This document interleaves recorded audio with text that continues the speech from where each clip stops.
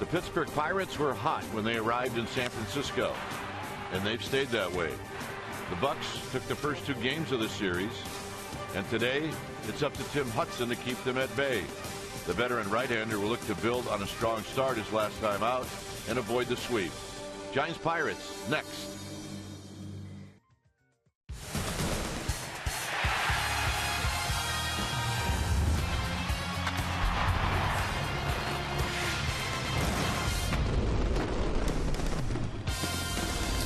Day baseball here at AT Park is the Giants and Pirates looking to wrap up this 3-game series.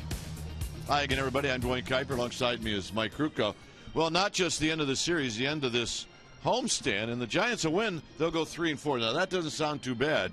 And they'll hope that they can get a win. And they hope that they can get to Liriano. And they hope that Hudson can shut down the Pirates. Well, Hudson's been throwing great baseball, and he'll get a very nice strike zone to work with today. Doug Eddings, the plate umpire, is a low ball guy. That favors a sinker ball. And the other thing I think is key in this game is that Nelson Liriano, the starting pitcher for the Pirates, I mean, he's a strikeout guy. He has 75 strikeouts in 59 innings, which means he likes to strike people out, which means he will run the pitch count up early. And I think the key to this game is to get some pitches out of Liriano and get into that bullpen early. And if the Giants can do that, they'll have a good chance to win. All right, Buster Posey at first base, and Andrew Susak behind the dish. Stay tuned.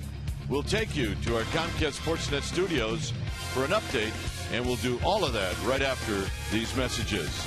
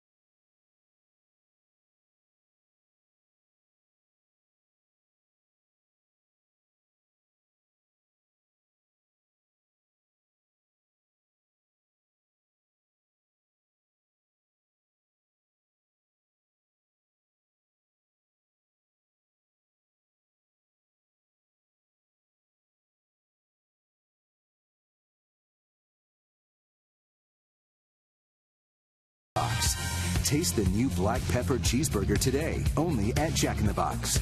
And by Toyota, #1 in MPG, durability, and resale value. Toyota, let's go places.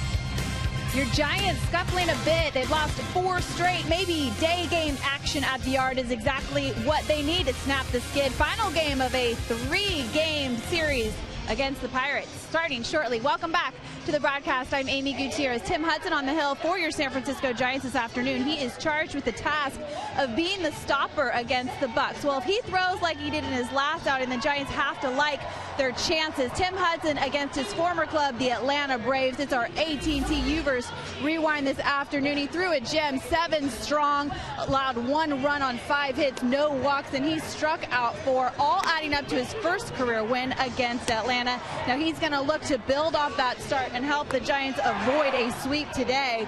It is a getaway day, and you know what that means. The Giants are looking for a happy flight. All right, game 3 coming up shortly. Lineups, first pitch, Kruk and Kipe, it's all coming your way, so don't go anywhere.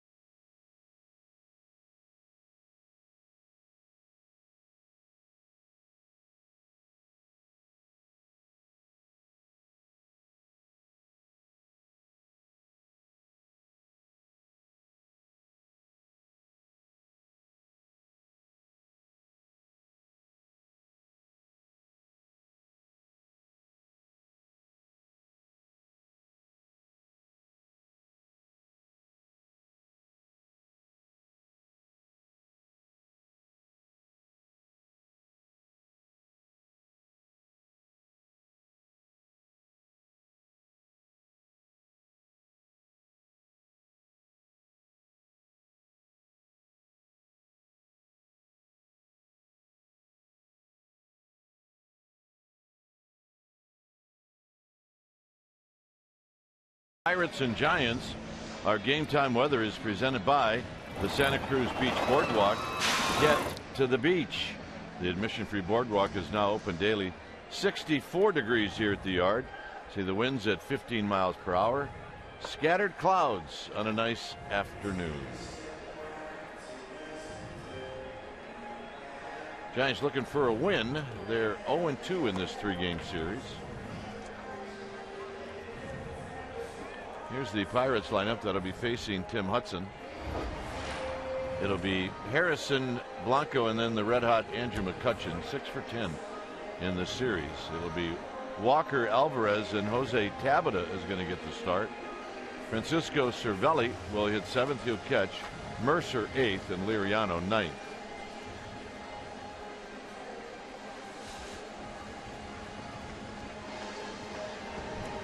Tim Hudson, the new pitcher for the Giants today. That's right. Hudson going to be on the hill, 6'1", 175-pounder. Hudson, 39 years of age, in his 17th year at the big league level. And in 10 starts, he has done this, 3-4, with a 4.62 ERA. 30 strikeouts in 62 in the third. He's a sinker baller. He pitches to contact. You're going to see a lot of ground balls when he's right. He'll be a high 80s sink with a slider. He'll throw a split, curveball, and sometimes he'll even throw a circle change. He's not afraid to throw anything up there. Lifetime against these Pirates, he's 6-8 with a 3.23 ERA.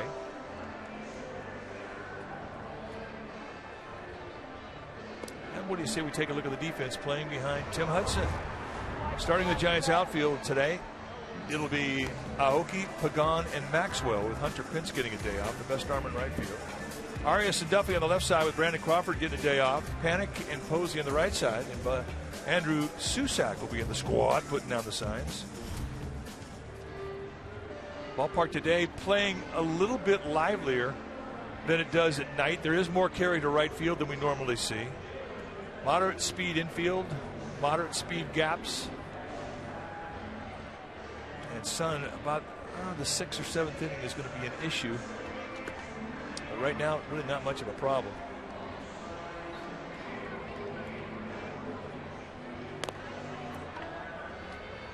Pirates winning on Monday 4-3, and then a 7-4 win last night.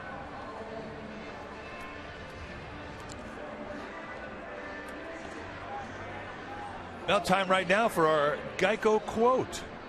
This comes from Clint Hurdle on taking a road series from the World Series champion Giants. He said, when we came in, that was our intent. They're a good team, but we believe we have a good team. Spoken like a skipper. That's our Geico quote.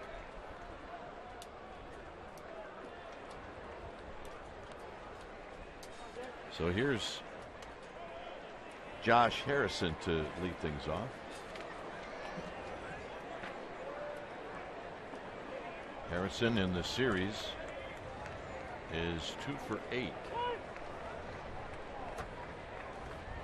And the first pitch of the ball game is on its way, and it's tapped foul. So we started right on time, 12:45. Good sinker on that first pitch from Hudson, and that was you always look to see what type of sinker a sinker baller brings into a game. That first one was good. Harrison hitting .263. That foul again, 0-2. It'll be Doug Eddings behind the dish, then Wolf, Johnson, and Miller from first to third. Doug Eddings, a low ball umpire, and he has width on both sides of the plate. And I think from a pitcher's perspective, and this is a guy, if you have a good breaking ball, you want Doug Eddings in there. He hangs in a long time for breaking balls.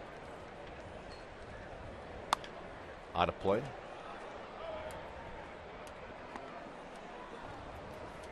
Harrison against Hudson is 1 for 7 in his career.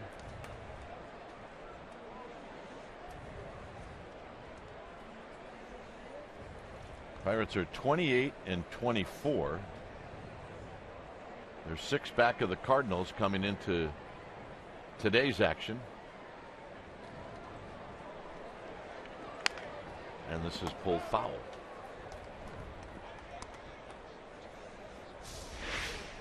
Toyota Exmo, brought to you by your local Toyota dealer, will show you the compact motion of Tim Hudson.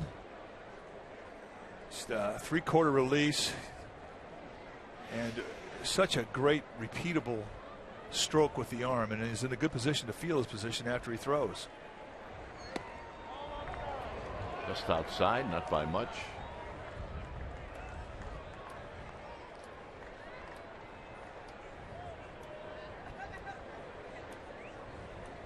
Gregory Polanco on deck, and then the red hot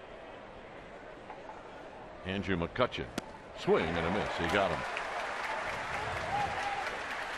So long battle won by Hudson, and here's Polanco.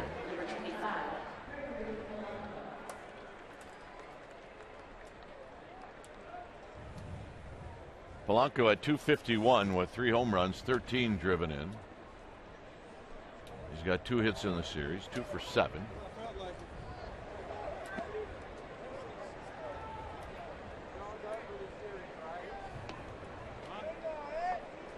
Tall hitter with long arms, and he takes a pitch outside for a ball. He gets excellent extension on the outside part of the plate. And because of those long arms, I mean, he likes to use that outside part.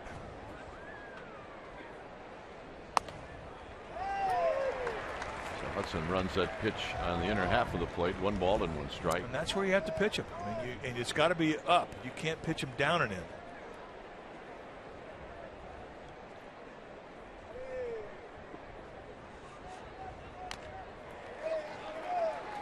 Good swing. Take a look at George Contos. Had a cup of coffee and splashed it all over Madison Bumgarner. Hey, better stop that. Just so Contos doesn't laugh too hard. A little chuckle's fine. Tried front door, just missed.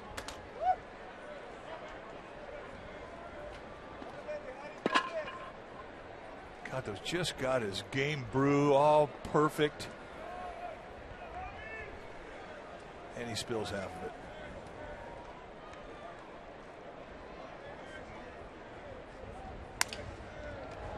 Hudson's got it. 2 outs. You see a lot of pitchers going over to first base after they catch a comebacker, running towards the target, first baseman, and then lobbing an underhand throw. And it really makes sense because it's an easier pitch to throw above the belt when you throw it underhanded. If you throw it overhanded, it has a tendency to drop down below the belt of the first baseman. But if you throw it underhand like that, even guys who have problems throwing to first base, it becomes an easier play. Well, it's the most natural motion. That's why softball pitchers can pitch till they're 50. Did your dad, was he pitching when he was 50? He was 60. But overhand, forget it. A couple of McCutchen fans. In Pittsburgh, you have to stand in line to be a McCutchen fan. Absolutely. He is the guy.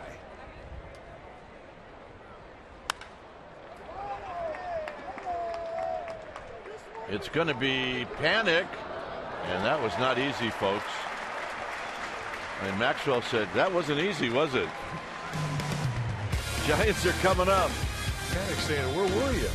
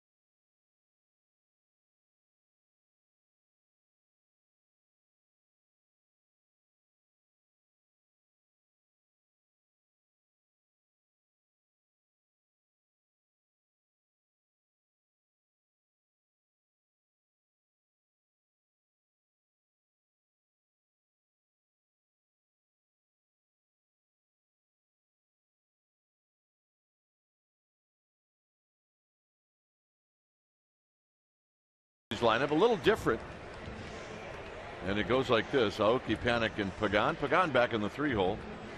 Buster Posey will be the cleanup hitter. Then Duffy and Susac. Duffy will hit 5th, Susac 6th, Maxwell and Arias, and then Hudson will hit 9th. On the hill today for the Pirates will be the left-hander Francisco Liriano. Liriano, 31 years old, is a 9-year veteran. This is what he has done in 10 starts. 2-4 with a 3.47 ERA. And look at the strikeouts: 75 and 59 2/3. You're going to see a low to mid 90s fastball. He will 2 and 4 seam that fastball. He got a great slider, and that is the one breaking ball that he'll throw the most. He also has a curveball and an occasional changeup. If he gets that slider working, he will run the strikeout total up. His whole career, he's averaged more than a strikeout an inning. And that's just a testimony to great stuff. But you can get a lot of pitches out of him early. And that'll be the goal for the Giants today. Lifetime against San Francisco, 2-1 with a 4.76 ERA. So here's Nori Aoki. Look out. Just to get loose. First one. Find out if you're awake or not. Do you have enough coffee? Just reintroduce yourself to him.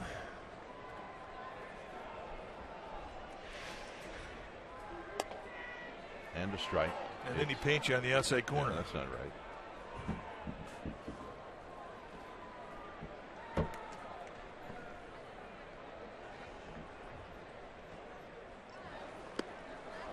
One and two.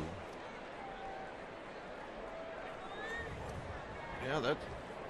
I talk about the caramel corn a lot. You eat it with a fork here at AT&T. Yeah, and it's really, really good. There's a reason. As Aoki stays alive, there is a reason you don't eat it with your fingers. The sticky stuff on the caramel corn will never come off your fingers. It's worse than pine tar. So you have to eat it with a fork. Either that or you just, whatever you touch becomes part of you. Out of play. But you have your first bite of that caramel corn and you say to yourself, I'm not sharing. But about halfway into it, you're looking for friends. It is that good. It is too good. That's how good that is. Got him. No, did he get a piece? Got him. So strikeout number one for Liriano. Let's take a look at the Pirates defense, starting in the outfield from left to right. It'll be Tabata, McCutchen, and Polanco. And great arms in left and in right. Mercer and Harrison on the left side. Neil Walker joined by Alvarez on the right side. And Cervelli will be in the squad, putting down the signs. Here's Panic. Panic at 303 with 4 home runs, 21 driven in. 1 for 4 last night. Had 2 hits on Monday, so 3 hits in the series. With Angel Pagan on deck.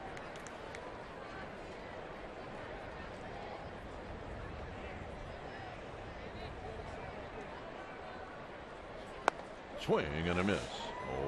1-2. That's a good slider. I mean, it's pretty commonplace to see Liriano in an outing have 20 swing and misses. And most of them are going to be with that slider. Tapped to Liriano. 2 down.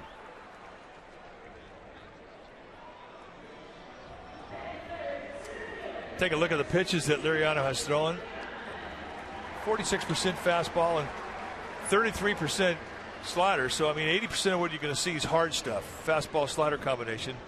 He does have a curveball that really doesn't even register. I think, in fact, they may even call it a slider as well. But the changeup he will throw when he gets a good one.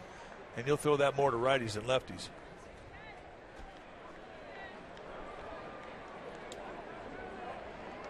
So here's Pagan. And Pagan takes a strike. Pagan squeezed out a hit last night. He went 1 for 4.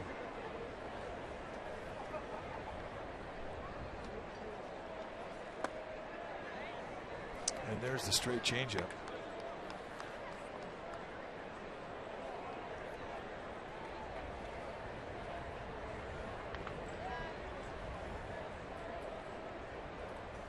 Pagan on the ground sharply to Harris at third. And that'll end the inning. After 1, 0-0.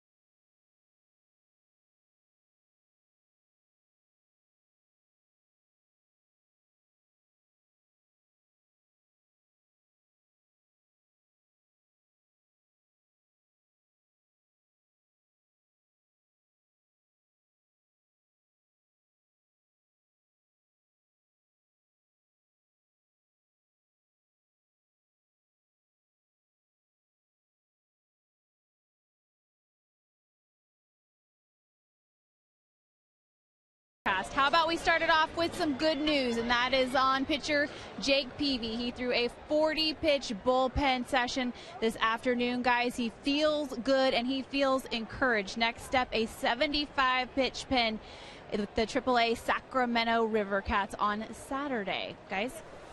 All right, that is good news, Amy. That's awesome. Here's Walker, who takes high.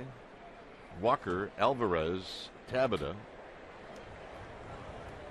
That is great news about Peavy. Get him healthy.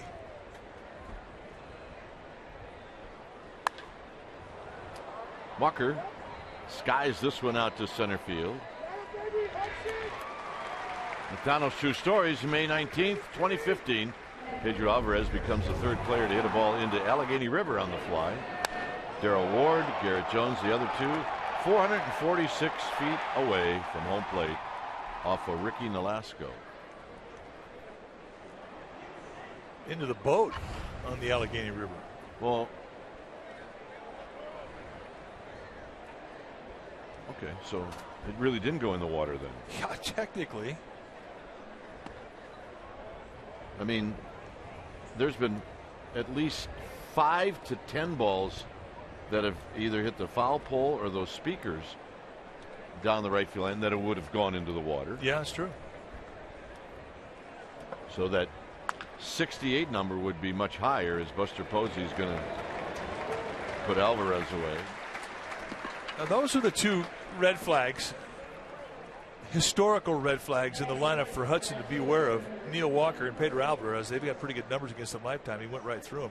The other red flag is the obvious one, and that's the Andrew McCutchen, who's just been on fire this entire series.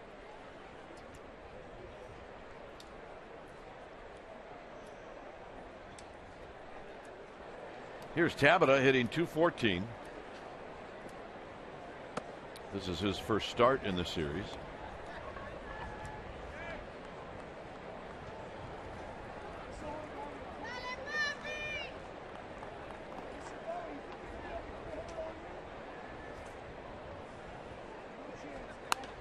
And he fouls it out of play. Tabata, stocky, strong. Got to be careful with him.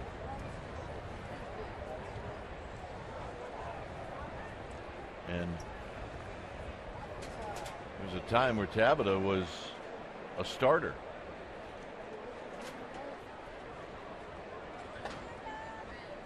Bounces this one to Duffy. It's a fair ball, and Duffy's going to throw him out. 7-pitch inning for Hudson. 2 ground balls and a fly ball. It'll be Posey, Duffy, and Susak coming up.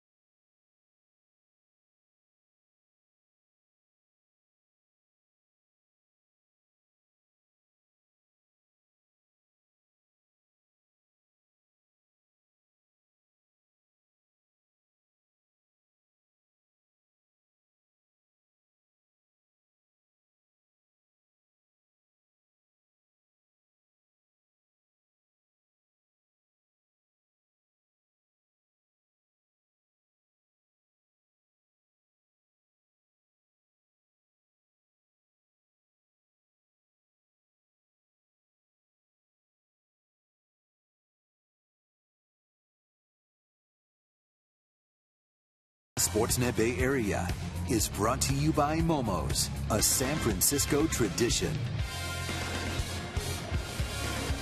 Well, Father's Day is coming soon, and we have the perfect gift for Giants fans who want to buy the old man something good.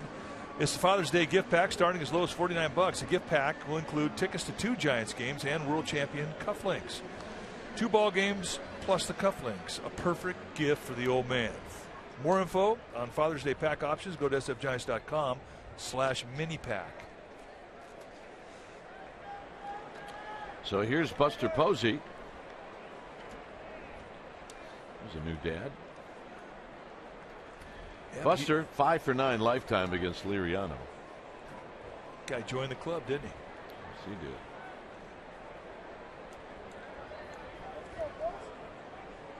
Posey's got the best numbers on the Giants team against Liriano.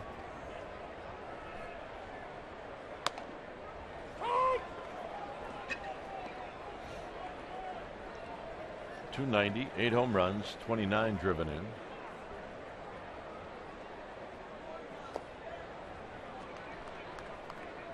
Duffy on deck, and then Susak.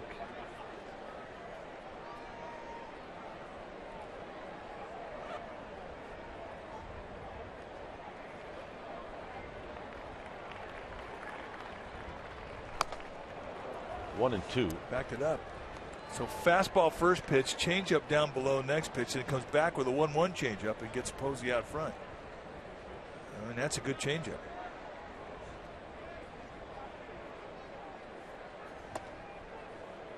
A 93-mile-an-hour fastball.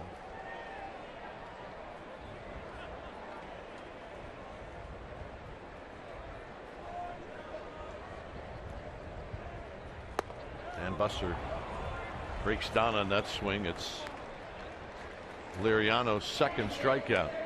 All right, time now for our Ford Right choice. We're going to say that the inning ender by Matt Duffy is certainly worthy. I mean, that's a good play. Believe me, he had some speed being put on the play by Tabata. But Duffy coming up with one of the better plays the whole homestand. Duffy out of play.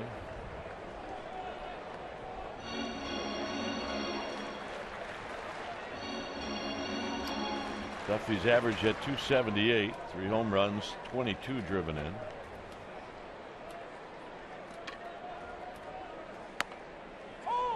Inside corner fastball.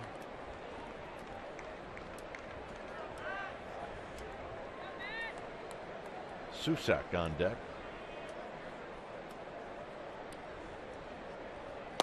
Got him.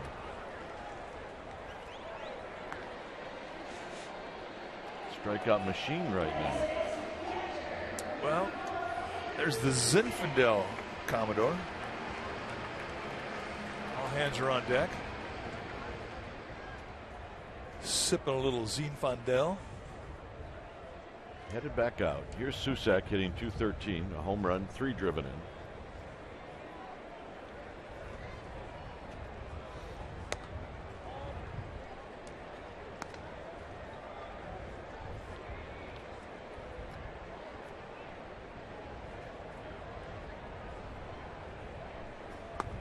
Two balls, no strikes. Maxwell would like to hit this inning. He's on deck.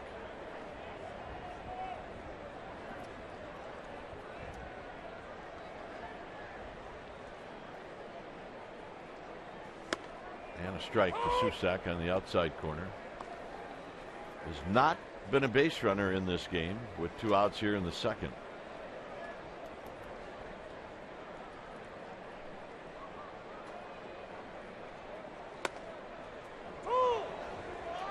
Well, right now he's got everything that he can throw at his beck and call. He can put changeup, 2 types of fastball, curveball, and a slider anywhere he wants. Giants need to get him in the stretch.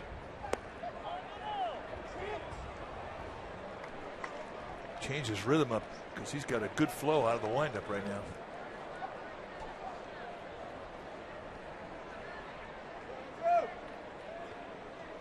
Really has improved his status on the road dramatically since 2012.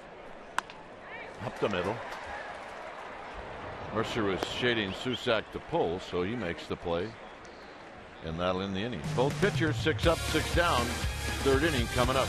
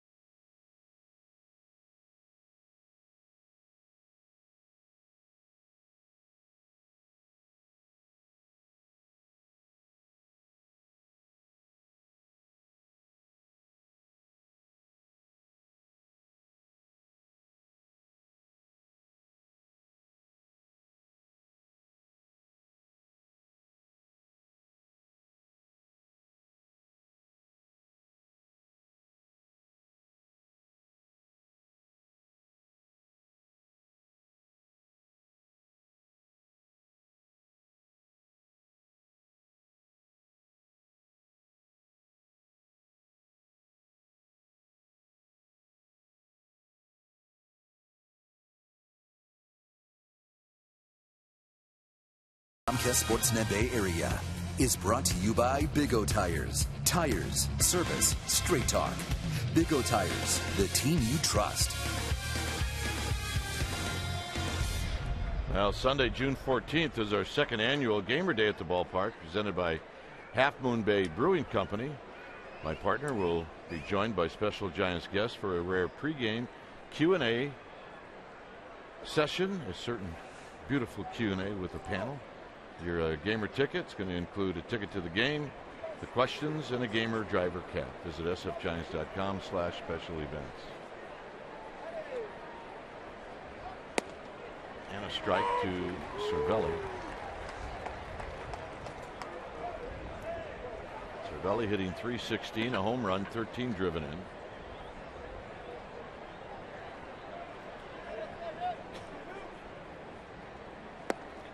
Chris Stewart had 3 hits, 3 doubles on Monday, and his reward was not to play again. He gets a couple days off. Pirates have an off day tomorrow as they travel to Atlanta from here. Hit on the ground to Arias. Tricky hop for Arias, but he stays with it. Nice play.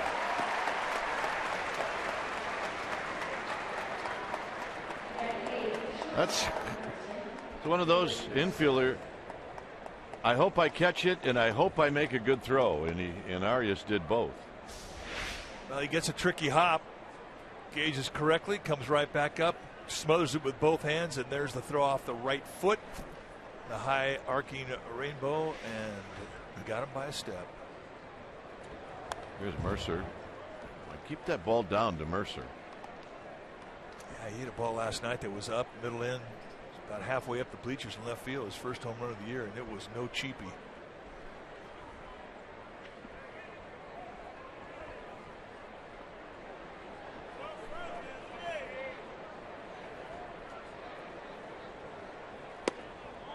That's a better spot. 1 ball and 1 strike. It's remarkable how different this ballpark is playing now than it was at the first pitch. Now you have pretty much the prevailing winds where right field is kind of closed up and there's carry to center. Off of Hudson, and Hudson will make the play, and Hudson's limping. I don't know if he got hit that caused the limp or getting off the mound he hurt himself. He may have caught it on the kneecap. No, just above the knee on the right leg. A little stinger. Well, that's going to smart. There's no doubt about that. It's going to hurt a whole lot more when he's getting off the plane tonight about 2 in the morning in Washington, D.C. He is going to get real familiar with an ice bag. It's a Charlie horse.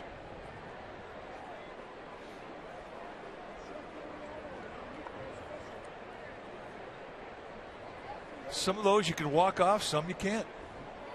And you walk it off a little easier when you're 25.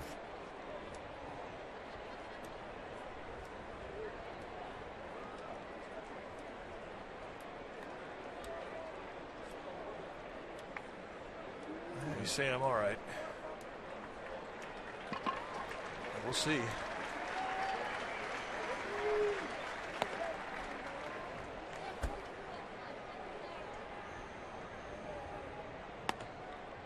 Yeah, maybe okay now, but again, this is the type of an injury that as the day wears on, it could become a bigger issue as it tightens up. I mean, you give up a bruise for an out any day of the week. But if you can't shake it off and all of a sudden it alters the way you throw, then that's a different deal. You can see a good shot here from our camera behind home plate.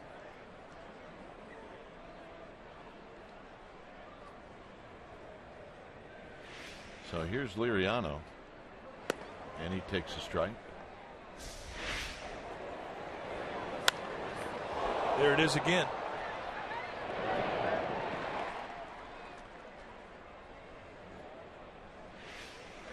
Yeah, I'm all right.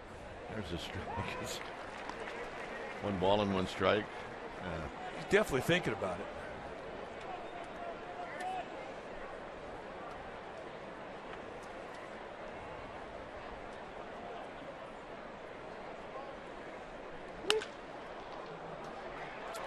And a base hit for Liriano, his second of the year. And a 2-strike count. So if you have to get in the stretch for the first time, better with 2 outs than to lead off an inning.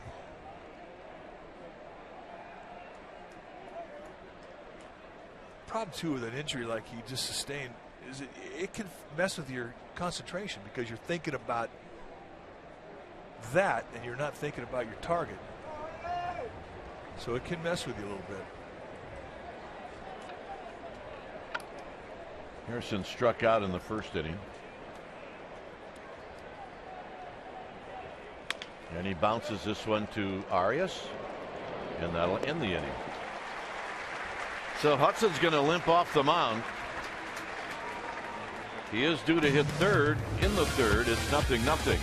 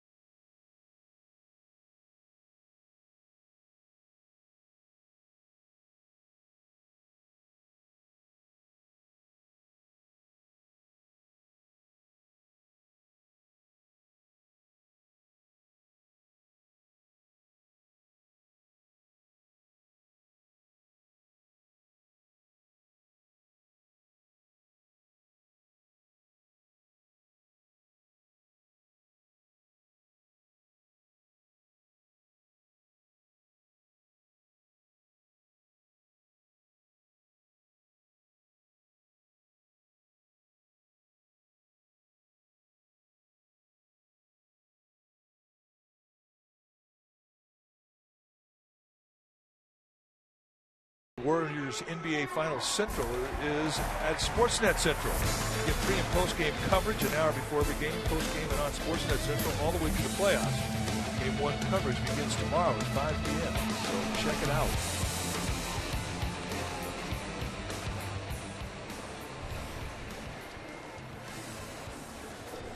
He's counting the hours. Yeah, he's ready.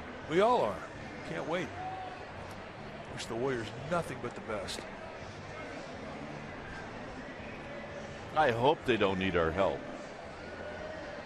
But if they do, We're there. we are there. We're there for you.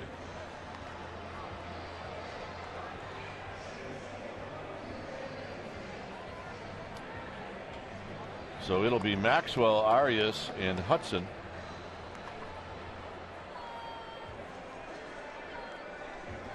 Maxwell hitting .237 with 3 home runs, 16 driven in. Since Hunter Pence has come back, the starting assignments for Maxwell are few and far between.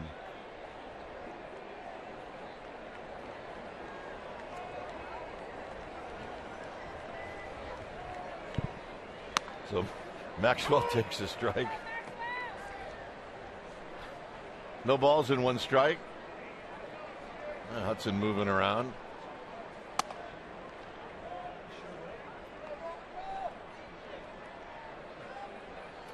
Giants have not had a base runner. The Pirates have had 1. Swinging a bouncing ball to third. Harrison has it. 1 out.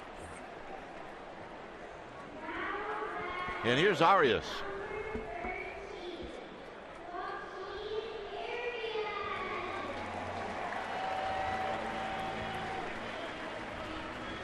So Arias, who's hitting at 194.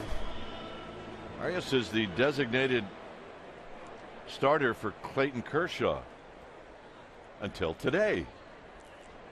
Now he's the designated starter for Francisco Liriano. There's a strike. He's actually got pretty good numbers lifetime against Liriano.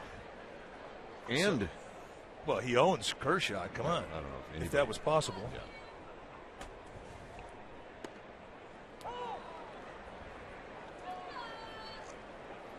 I don't know. You get 10 bats against Kershaw and you get 2 hits. That's well, no, yeah, I mean 9 singles. I don't know if that means I owned a lot of guys. Foul. I thought that was going to be a thing. Arias is running around like he needs a new bat. And that's not the case. He might have been running off a jam shot because it looked like his left hand was hurting. Well, he hit that ball, didn't make a noise. I don't know what that really means, but I don't think it's good if you're a hitter.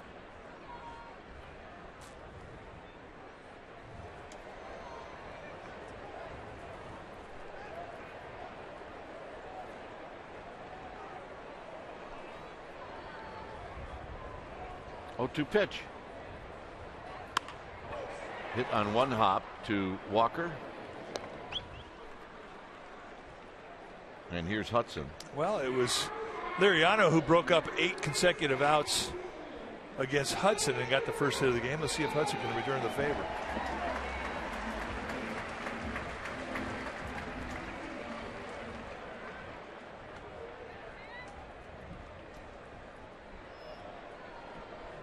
Hudson's got 2 hits and 16 at bats. And he hits a high fly ball to left. On the move is Tabata. Still on the move, and it's off and over the wall for a ground rule double. And just like you said, from one pitcher to another. Tabata might be hurt.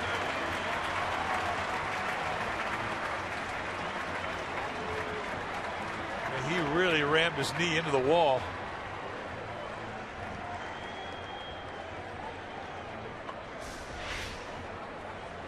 They played Hudson shallow, and he gets all this one. And we talked about the way this ballpark has changed. You're getting drift out to left center and center. Just off the tip of the glove, and watch the leg slam into the wall. And I think it's his left leg that's bothering him. Well, there is padding right where he hit it, but below that, and I don't think he quite got below the padding. Hey, he's not looking like he's feeling too good on that leg.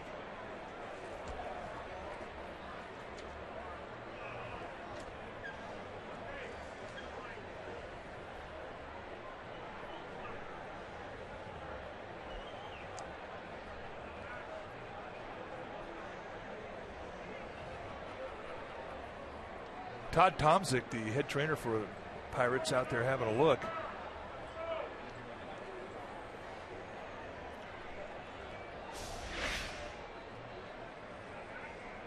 Loses his footing here, and his knees just go right into the base of the wall. And he does a face plant.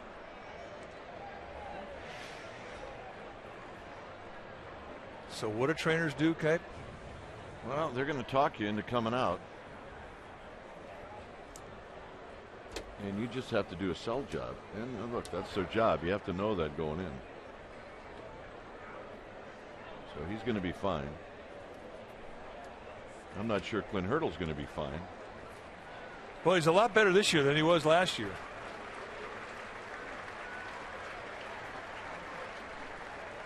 He had his hip replaced last year, or was it a knee or a hip? I think it was a hip. Last year it was hard to watch Clint Hurdle move around. I mean, he was in really bad pain. The season was over. He got the hip done. Not easy being an old ball player. It's not.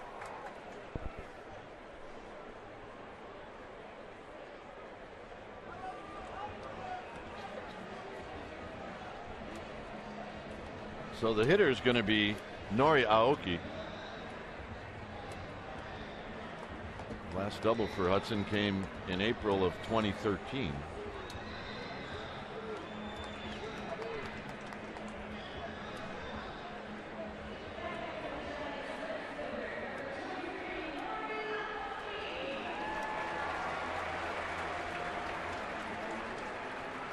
All right. So Clint's got his workout. And here's Aoki, who struck out in the first inning.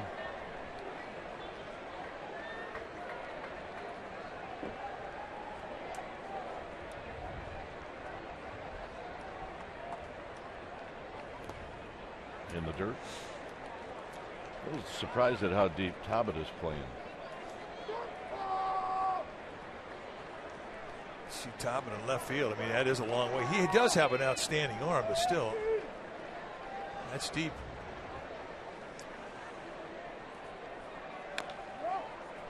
And that's tapped foul.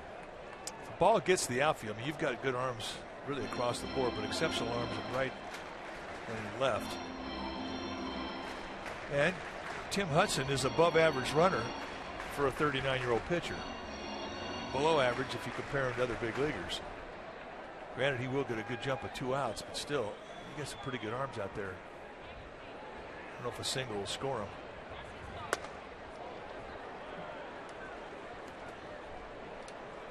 Plus, he's trying to see if he can run that bruise out of that line drive he took off his leg. Trying to shake a Charlie horse.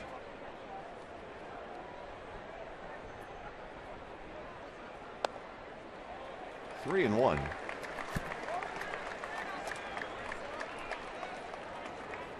First time that he has been in the stretch all day. Definitely not the same rhythm as out of the windup.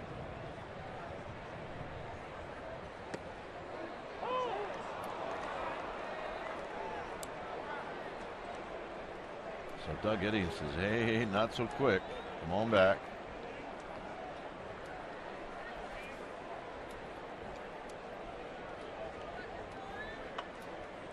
Three and two.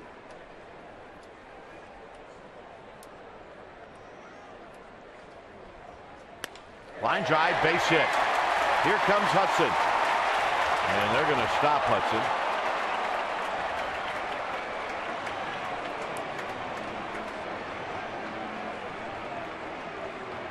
I don't even think it would have been interesting, to be honest with you.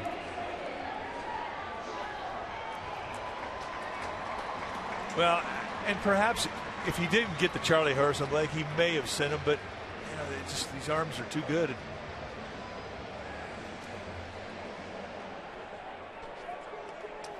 Run the risk of hurting your pitcher. And we're talking about third inning too. You would hope that you would have more opportunities against Liriano, and that it doesn't come back to haunt him. But I agree with you. If they'd have sent him, I think he'd have been out by 20 feet. Here's Panic.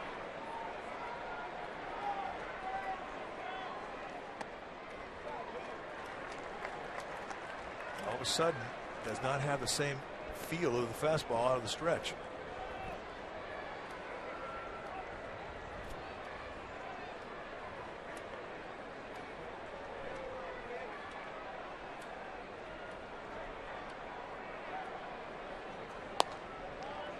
Two and 0.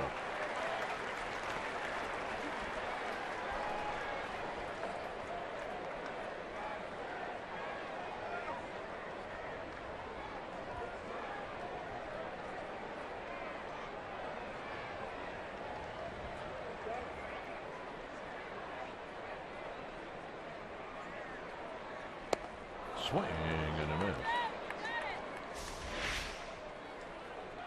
Take a look at where Hudson was when McCutchen got the ball. And the other thing too about McCutchen, he'll bait you. He'll lay back on a ball, and then all of a sudden you'll commit to it, and he'll come up and throw a seed, and he has a very accurate arm. Panic with a base hit into left field. Hudson scores. Giants lead 1-0. Nice piece of hitting by Joe Panic. It really was. It's one thing he has shown since he's come up here. He'll take a good breaking ball from a left-hander and just throw it the other way.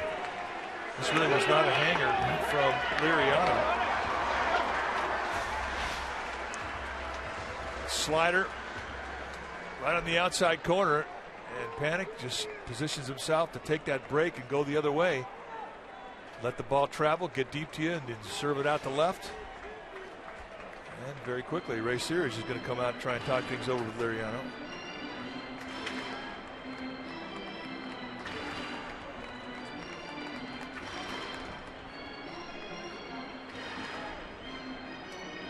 Pagan in the first inning actually hit the ball hard, but he hit it right at the third baseman Harrison. See Eric Ortega checking in on Hudson. Actually, probably moving around is better than sitting. I agree. I think being on the base pass can help that thing loosen up a bit.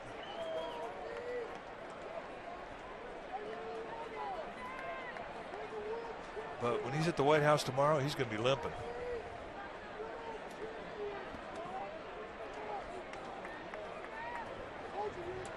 So here's Pagan.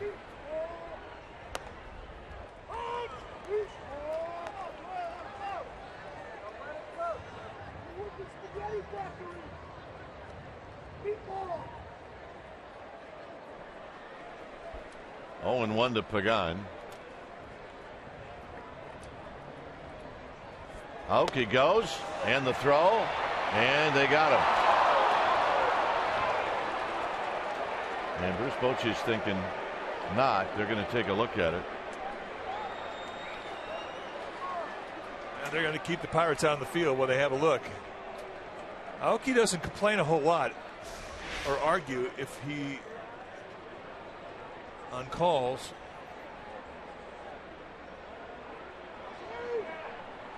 That's close. You can see why he's making a statement for himself.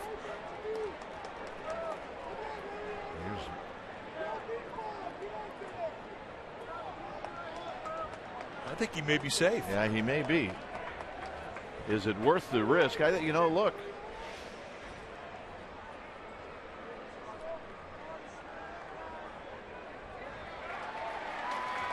Now they're going to challenge.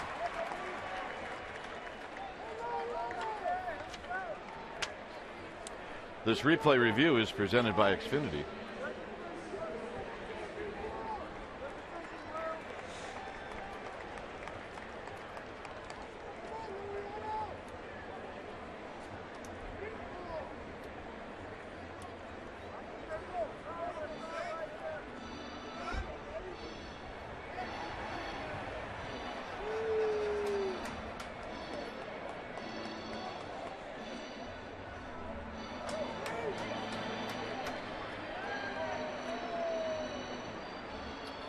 This one may take a while for them to take a look at. And you know what? And you always hope that maybe the folks back in New York have a better angle or more angles than what we have. Plus, they also have something out there that they use, and it's a stop action where they can really pinpoint the point of contact to the bag, or while there's a point of contact with the glove.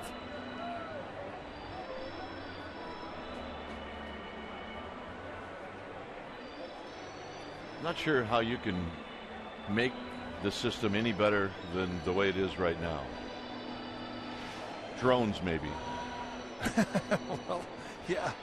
You can have a set of drones above the ballpark to sort of hover and give you different angles. Unless you had the camera in the base. I don't know. I mean, you would think that the playoffs or an all-star game would be a better scenario, because they literally have 25 or 30 cameras going. Absolutely. And they have review and replay on just about every one of those cameras. I mean, this one may be where they don't have enough evidence to overturn it. That's a big play in this game when you consider how well Ariano has been throwing, and this is your opportunity to get him. It's a bit of a surprise for all of us to see Aoki break and try and steal third in the first place.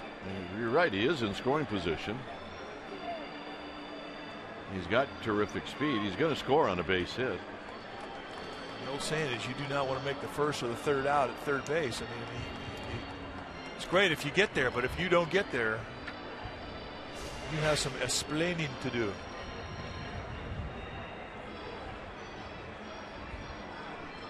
Well, there's no doubt the throw beat him, and for 1,000 years that was good enough for an out. Now it's not.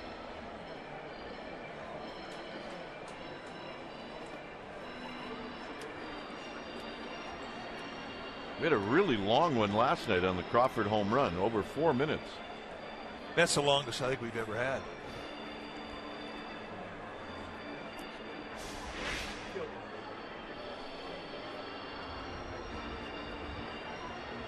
And it's the right foot, the back foot, that has to hit the bag before he gets touched. I think he beat it. I just think he was safe. I think there's enough there to show it. So they called him out, and that'll end the inning.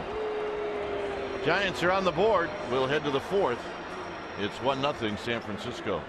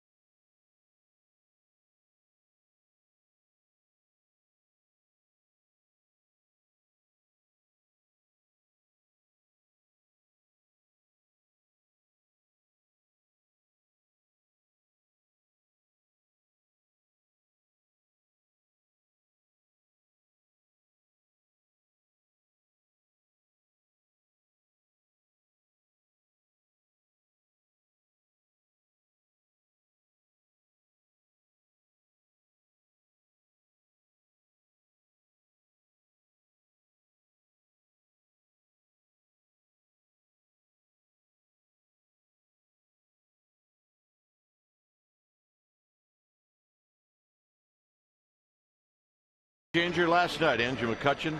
He had his 17th career 4-hit night, first this season. He had a single in the first.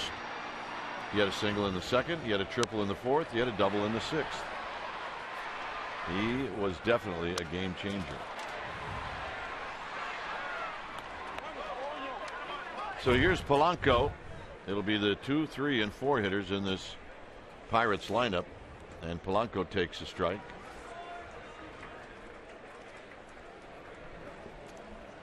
Like this guy's swing. I think he's a natural low ball hitter, but as he elevates his swing, gets up around the belt, it really flattens out. Hits the ball all over the place.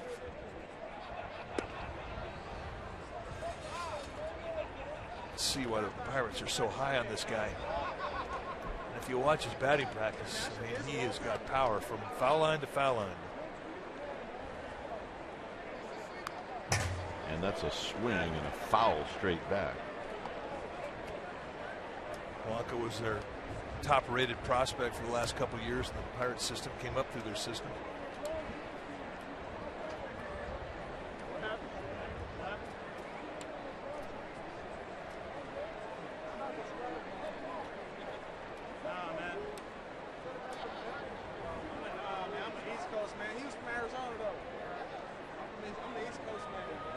The 1-2, swinging a pop-up.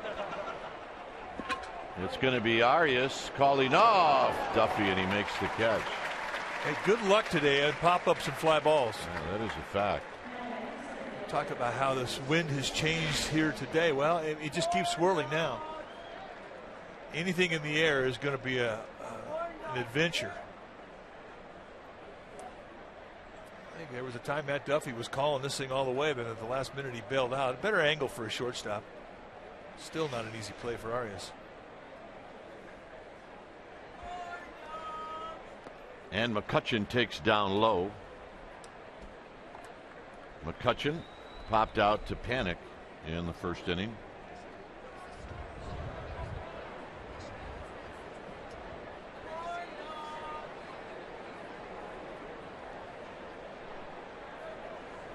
McCutchen with a base hit up the middle.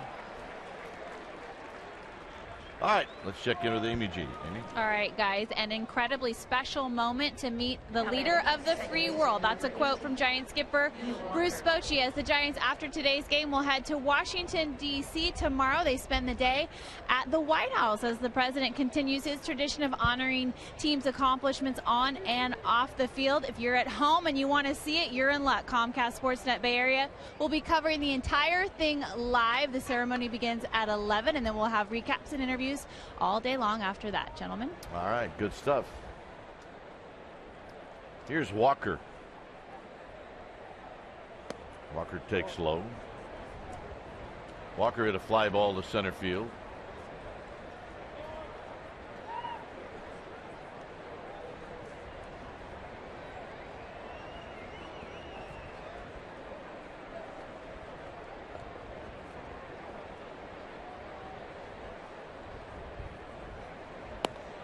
And a strike, so that'll even the count.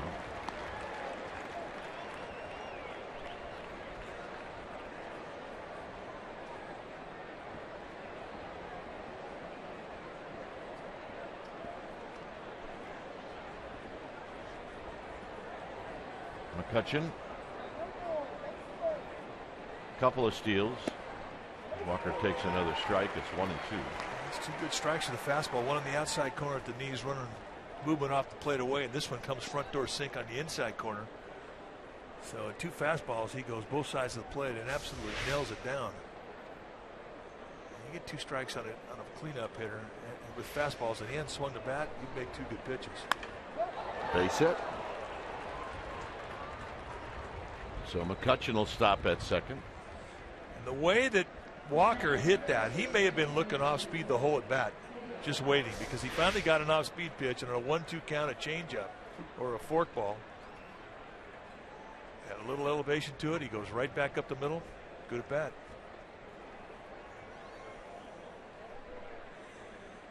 That's what disciplined big league hitters will do. They'll sit on one pitch, one speed, and they'll wait. They'll wait you out, especially if they have a little history on you. Here's Alvarez, who bounced out to Buster Posey. And he takes high and wide. Giants have scored first in the first two games of this series and lost both games, and here they are on top of the Pirates 1-0. But just like the other two games, here come the Pirates.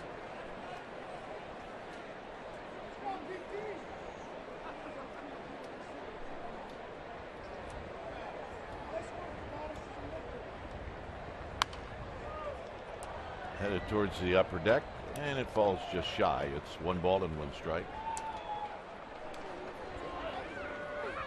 Little guy. Got his Giant shirt on. At that age, though, we're thinking it's a little boy. It could be a little girl. We don't know. Giants fan. 1 ball and 1 strike.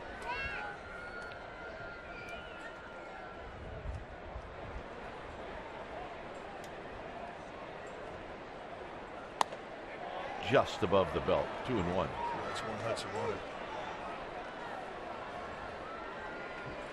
Tied for the fewest in the National League as far as bouncing into double plays or hitting into double plays.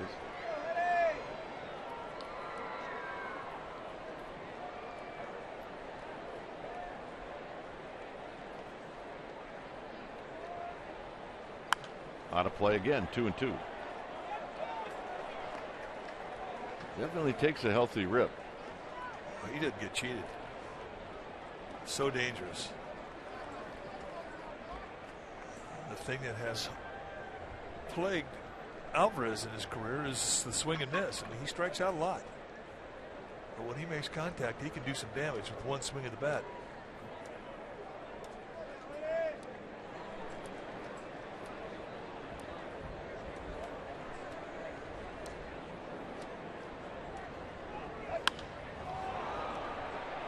Aoki puts it away. Alvarez hit it well. And here's Tabata.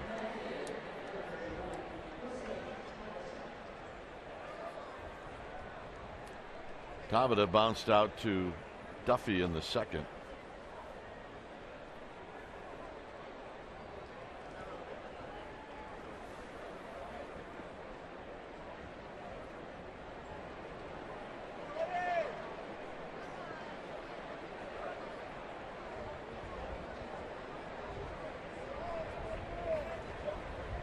So Hudson, who's allowed a couple of singles here in the fourth, trying to get out of this.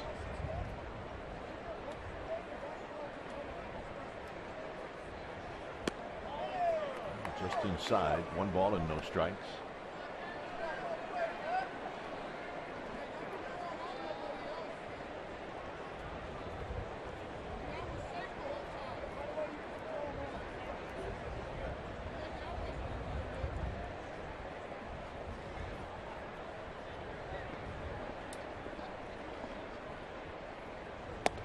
Right there on the outside corner.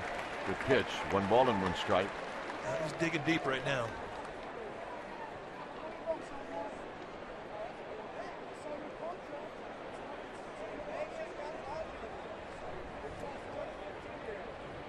He's got his colors on. Yes, he does.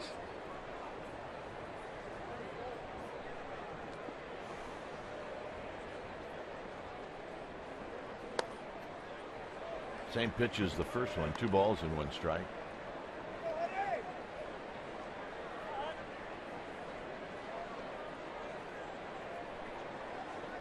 McCutchen and Walker with singles here in the fourth. Polanco and Alvarez have made the outs.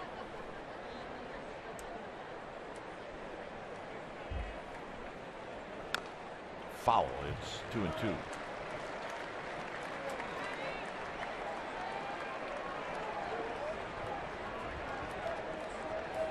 Meanwhile, back in the garden, the artichokes have bloomed and blossomed.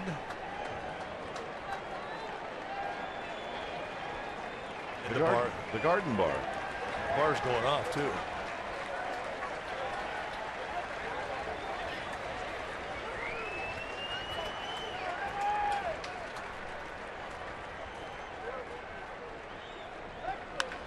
Base hit. Here comes McCutchen. This is going to tie the game. It's 1-1 on the base hit by Jose Tabata. So a 2-strike, 2-out swing of the bat ties it up. And those are the at-bats that hurt.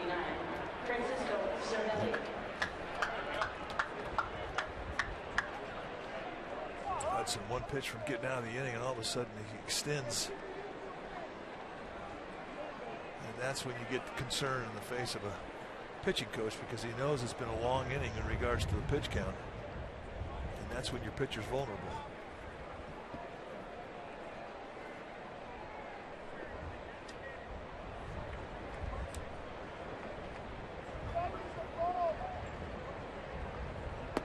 And a strike to Cervelli, who bounced out to Arias.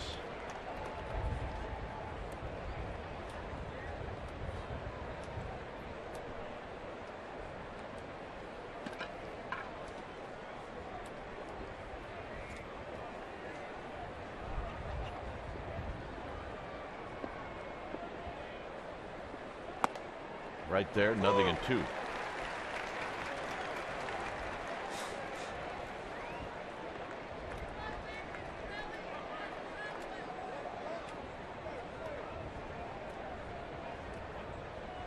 Walker at second, Tabata at first. Second fewest runs in support per start. And that'll end the inning. A run on 3 hits. Pagan, Posey, and Duffy coming up.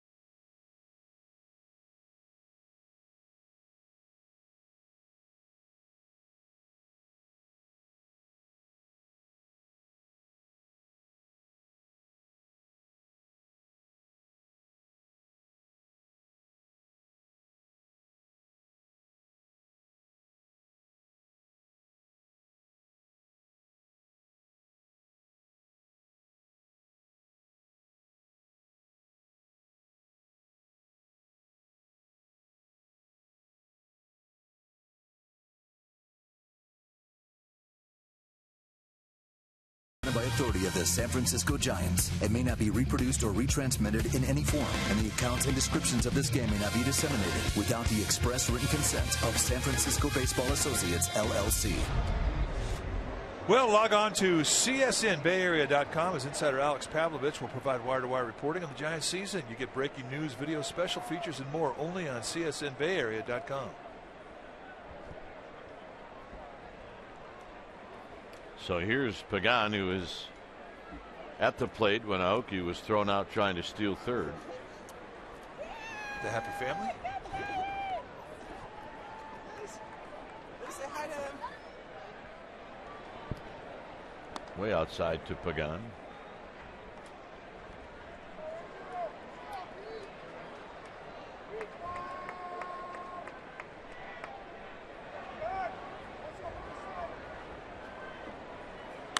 Pagan bounces this one to Walker, and Walker will make the play.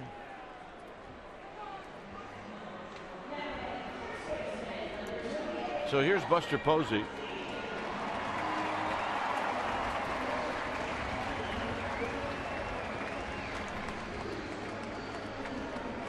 Buster struck out in the second inning.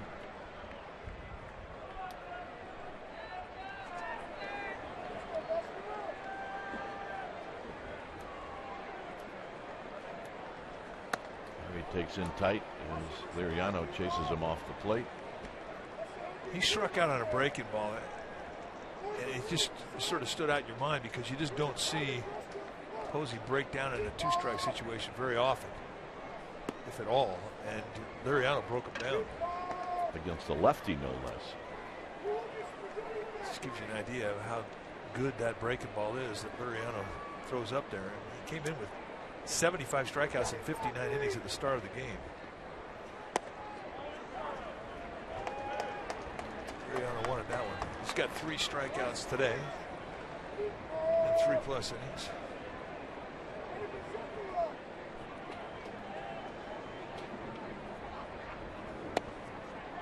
And a 3-0 strike to Buster Posey. Matt Duffy to follow.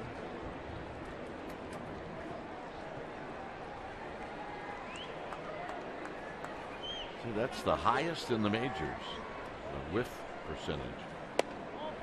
And Buster Posey takes the walk. I think Liriano's that happy with Doug Eddings. Well, there were 2 pitches in that sequence that he thought should have been strikes. Didn't get either one.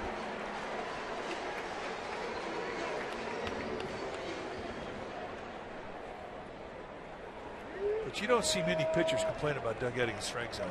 That's a good one. Here's Duffy, who struck out in the second.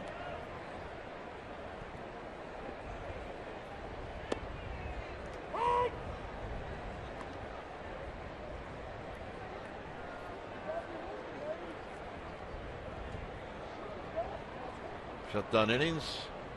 Not so good.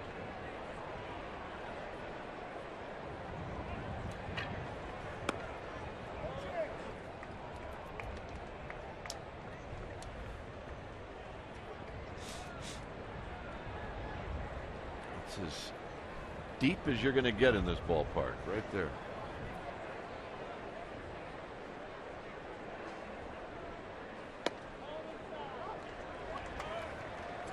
Times he's gone inside, 2 times he's missed. Meanwhile, back in the dugout, Tim Hudson continues to try and stretch out that right quad that got hit with a line drive, trying to avoid it from being tight. Not much you can do. Duffy taps it foul at the plate. It's 2-2. This is what happened if you just joined us. Ball hit off his right quad. It carried him over towards first base. He wanted to make it the play, but he really had a tough time trying to shake it off.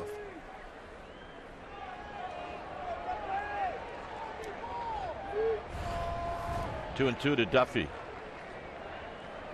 Duffy down for the second time.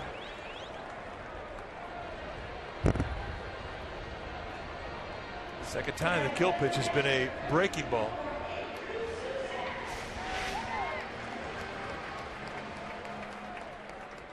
See the eye of the slider just working itself down towards the back foot. Here's Susak, who bounced out to short. And he takes outside for a ball, 1-0.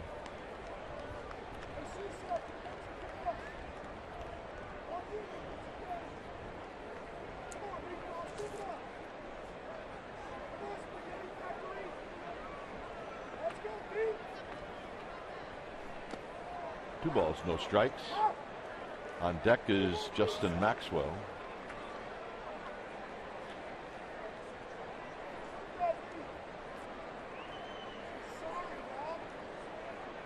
Oh yeah, take a break from the office, come out, get yourself a burger, some fries, watch a little hardball. Thinking about that since we got to work this morning. Take your tie off. Yes, they were. Susak up the middle. And that'll end the inning. No runs, a walk, one left through 4. It's a 1-1 ball game.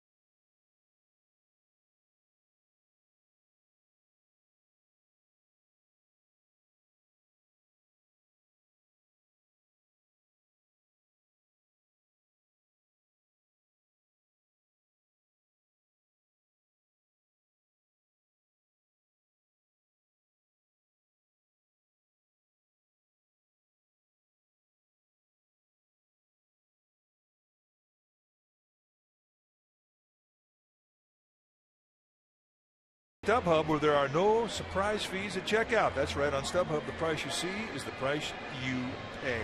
Plus, with StubHub app, you can buy and sell Giants tickets anytime, anywhere, right from your smartphone. StubHub, the official fan-to-fan ticket marketplace of the San Francisco Giants. All right, it's a 1-1 ball game. It'll be Jordy Mercer and then Liriano and then Josh Harrison.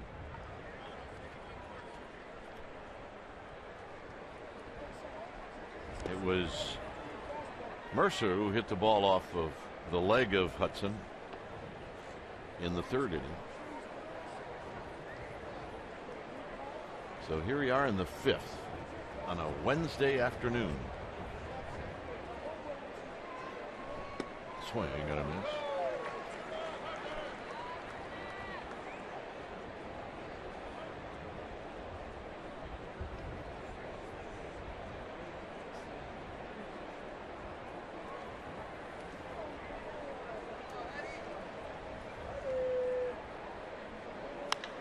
Hit high and deep to left.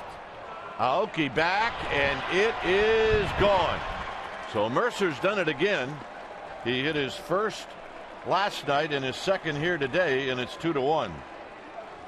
Boy, the location of each pitch is just about the same.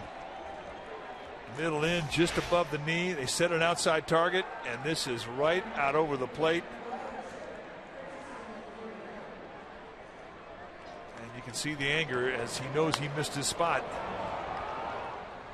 Mercer with pretty good power. He had 12 last year, and back-to-back in it here in San Francisco.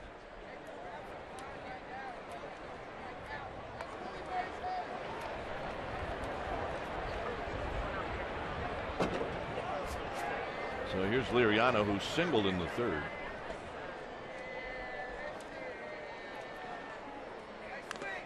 And he bounces this one foul.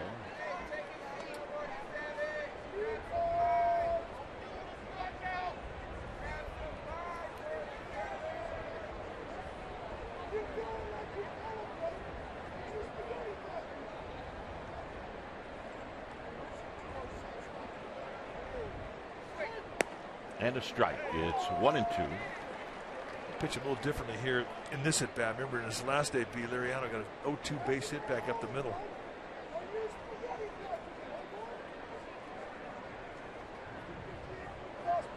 A swing and a miss. He got him. Well, it's a little anger in that breaking ball as well after giving up the solo shot to Mercer to start the inning. It does increase your bat speed, no doubt.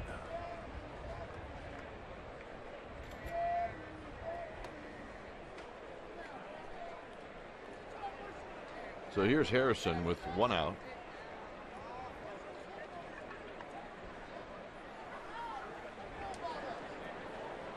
Harrison pops it up. He had a pretty good pitch to hit, but this one will end up in Panic's glove. 2 outs, and here's Polanco. Meanwhile, out in the right field bleachers, You mean the good attitude section? the Bling Patrol has shown up, and that is one of the new rings, the 2014 versions. Yep. Nice. I want to get that. I want to get that. I want to get that.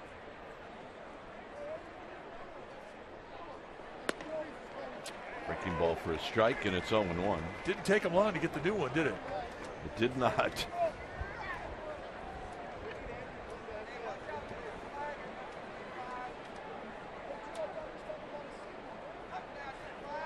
Look out. 1 ball and 1 strike. Be a great Yahoo on your kids. Tell them, you know what, this for Christmas, everybody's going to get World Series rings. I think it's time.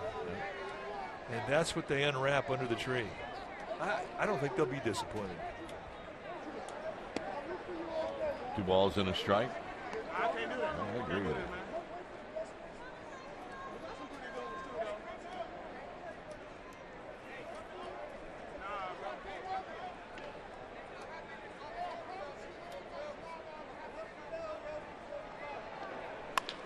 Hit up the middle and a base hit past Panic. And that'll bring McCutchen to the plate.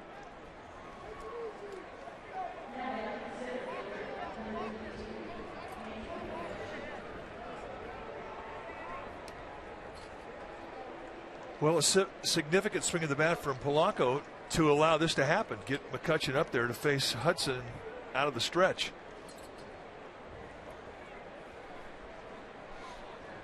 As hot as McCutchen has been.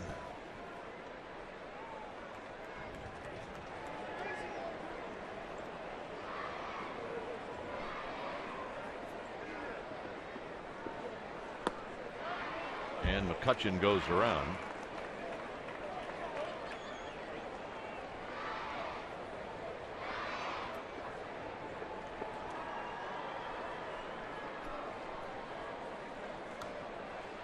Oh, and 1. Start to see some bullpen activity. Outside, 1 ball and 1 strike. So Javier Lopez will make a move.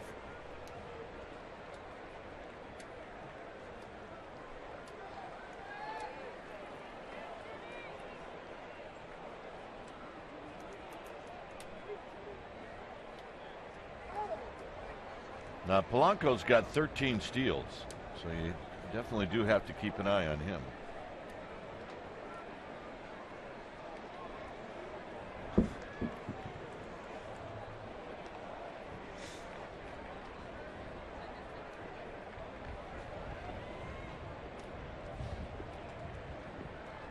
He's leaning. He goes. Susak's throw is going to be late.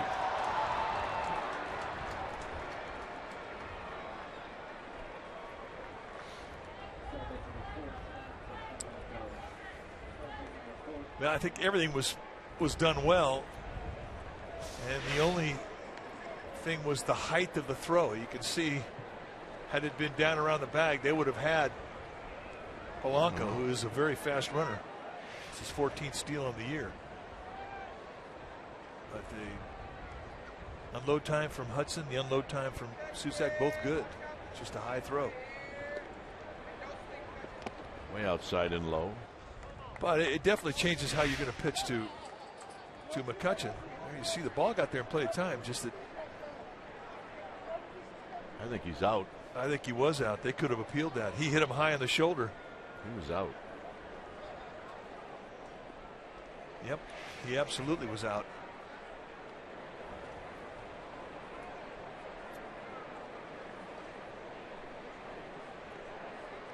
Three balls and one strike. And the walk. And basically that stolen base took the bat right out of the hands of McCutchen.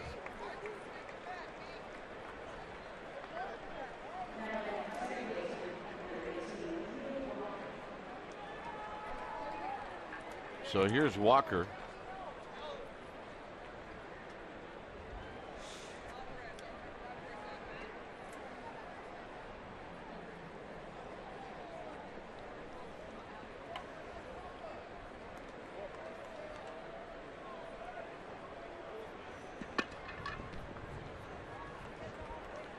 Walker singled in the fourth.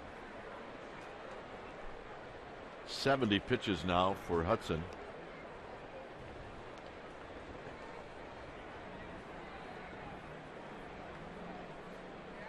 If you're wondering why the Giants did not appeal that, they've lost the right to do that till the 7th inning.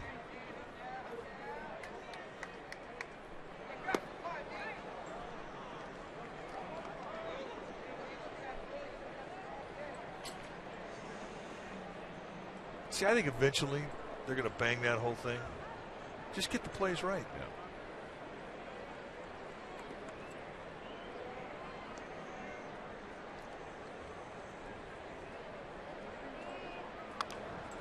And that's pulled foul.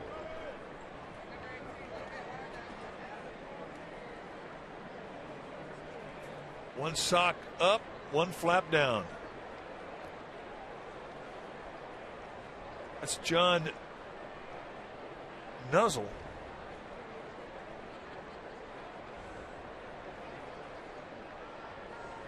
John Nazal. Sorry, John. John Nazal. Moving kind of slow to pick that one up.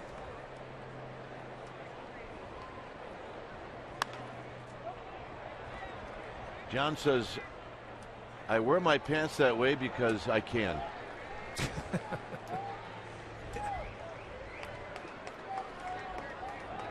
He's just a left-hander in a right-hander's body is all.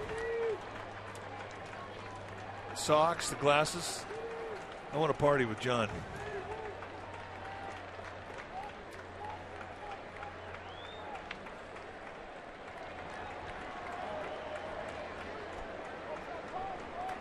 One and two to Walker.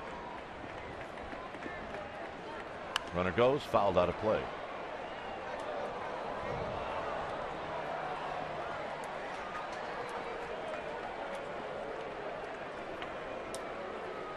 Hey, Brooks got it. Grab some pine meat.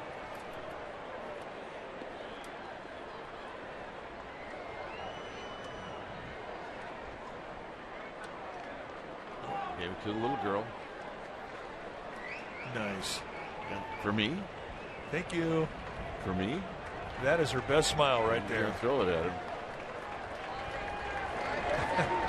That's great. She's got her glove. She's got a ball.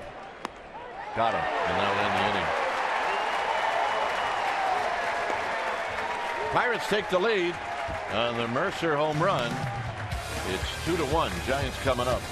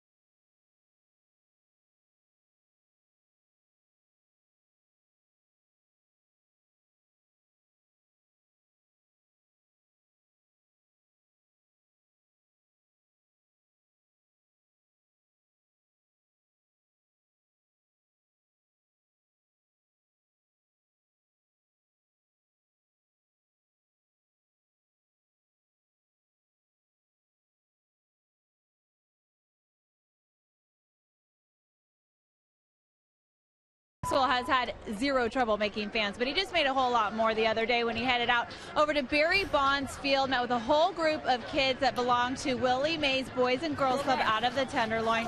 He put on a great clinic, played catch with them, taught him some baseball skills. I asked him, I said, what was the best question that they asked you? And he said, well, they asked for my cell phone number. Well, we're going to leave it at that. Way to go, Justin. Way to help out. Guys. Hey, you never know. You might need Justin's help.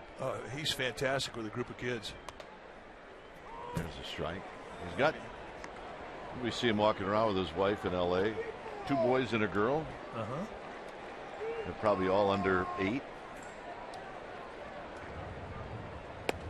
And a quick 2 strikes now to Maxwell.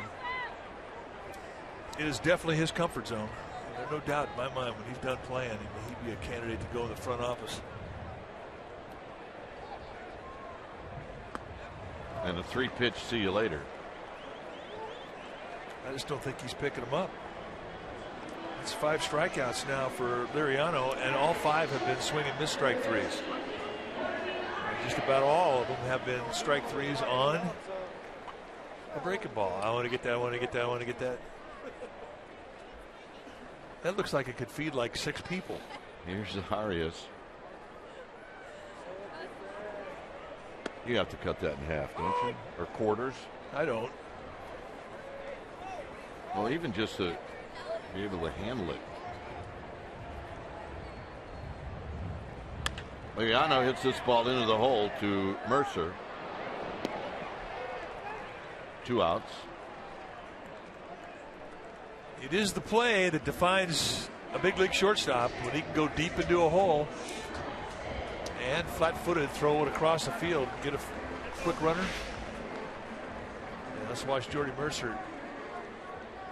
Slight crow hop and gets him by about a quarter step. Nice play. Here's Hudson, who doubled and scored in the 3rd.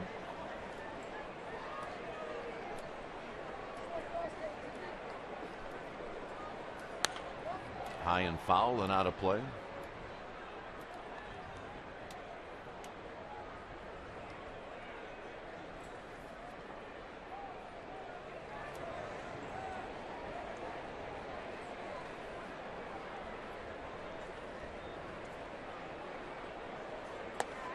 Good pitch. 1-2. It's a curveball from Liriano. We don't see a lot of them because his preference to breaking balls is that slider. I mean, that's the strikeout, swing and miss, see you later pitch. Hit the left, but it's right at Tabata. And that'll end the inning. 9-pitch inning for Liriano, so we'll head to the 6th. It remains 2-1 Pirates.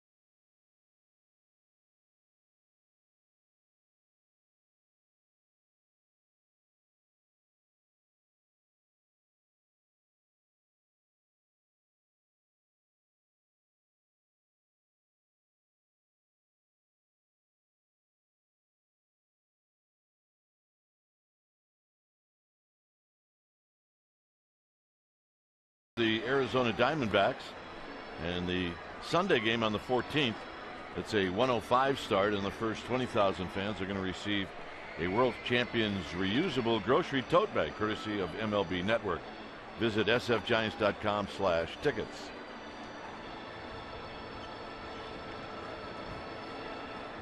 Two to one Pirates as we head to the 6th.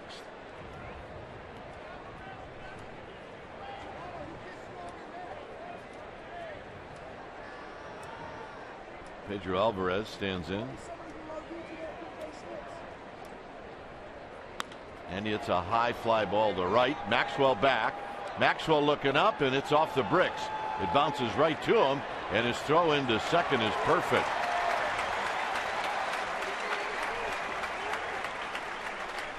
We have seen some amazing singles in this series. You can add that one to the list. I think he just kind of gets out of the box and goes into his trot thinking he's got a chance to get one out of here. But a nice play from Maxwell, who backs up, plays it off a one hop, then throws a bullet right into Arias. And Alvarez, who is average at best with his speed, has to settle for a long single. The other long single we saw was Andrew McCutcheon, who has great speed. He hit it off the wall in right center, and he had to wind up with a single. Not entirely his fault. There's a pitch in tight to Tabata. He had a runner in front of him that kind of slowed him down, but it's definitely singles you don't normally see. And for Hudson, who could get a ground ball double play, significant that the four stayed in order.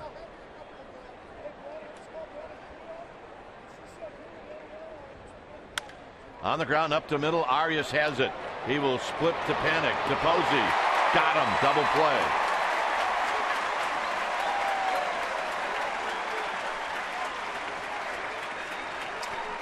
Well, it's time for our Togo's big play the Togo's way, and we're going to make this double play our Togo's big play. As well we should. Smash, a little backhanded feed, and a nice play from Panic, who takes the throw with his back completely to the runner, and then turns very quickly on a one step and gets off a nice throw. Helps to be an old shortstop if you're Joe Panic with a good arm to make that play, and that's our Togo's big play.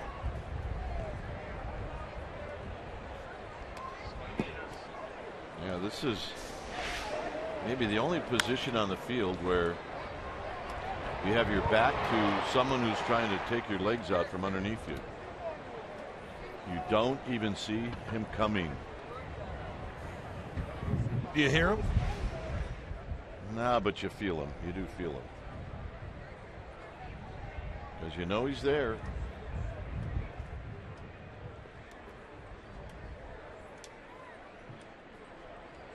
One and 0 to Cervelli.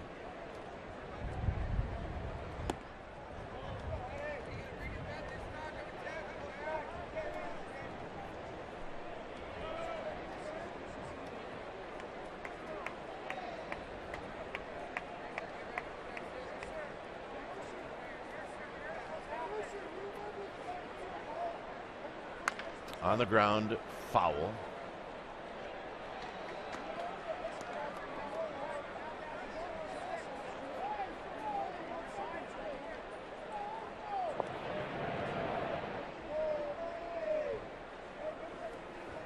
A Bumgarner fan. There's a few around here. Yeah, I'm one of those guys. 2-2. This little backdoor sink. Pitch count really is not an issue here for Tim Hudson. I mean, he's cruising.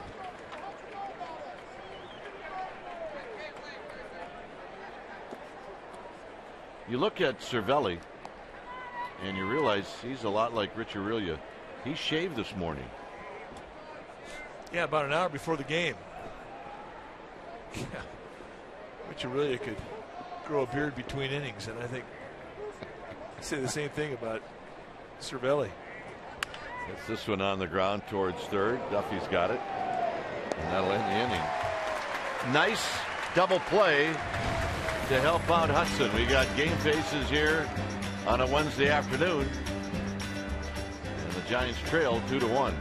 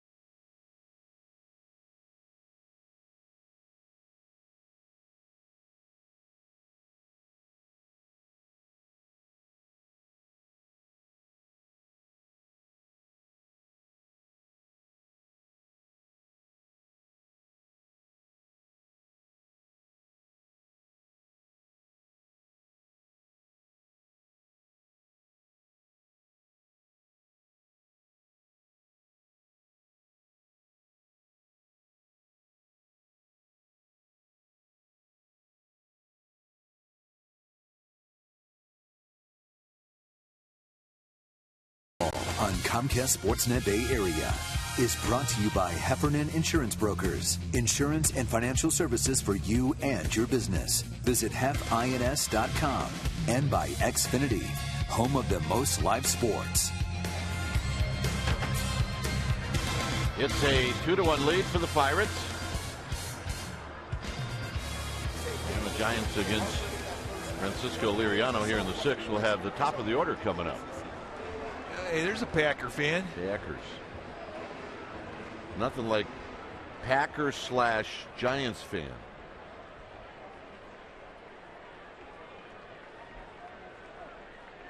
Scott Air?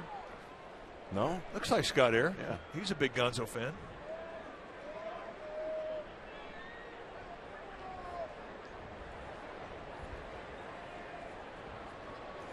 Every once in a while, there's just nothing to say.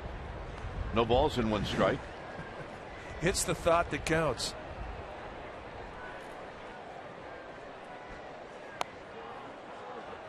And a quick 0-2 to Aoki.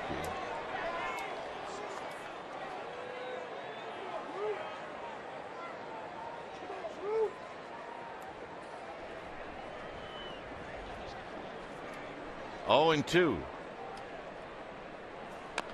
And Aoki, whose at bats are always interesting, fouls that one. He lined a single into center field in the 3rd.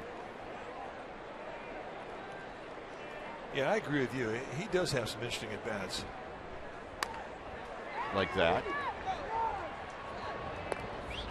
He hit that out of Cervelli's glove. It's 1 out. I mean, that's a cricket swing right there.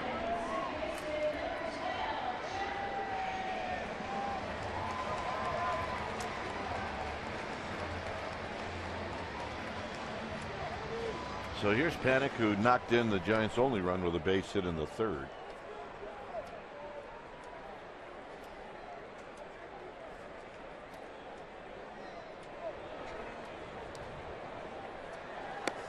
And a strike. If you're wondering if the pitch count is an issue, it's not. It is not. At the end of 6, you want to be 90 or less. So you get an idea of where he's at. He's ahead of the norm by a few pitches.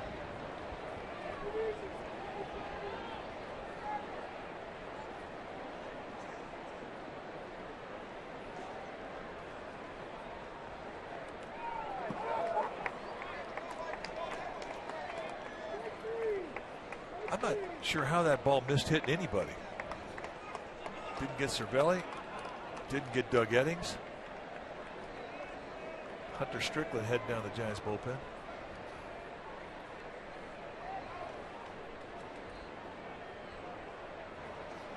Got him. 2 outs, strikeout number 6. And here's Pagan. 7 in a row retired by Liriano. Just haven't been that many balls squared up on him all day. Even the hits that he's given up really haven't been roasted. Well, the guy who's had the best at bats against him is Hudson. Yeah, he had a 2-out double in the 3rd. He was also scored the only Giants run. There's a strike to Pagan. Pagan has bounced out twice, once to 3rd, once to 2nd.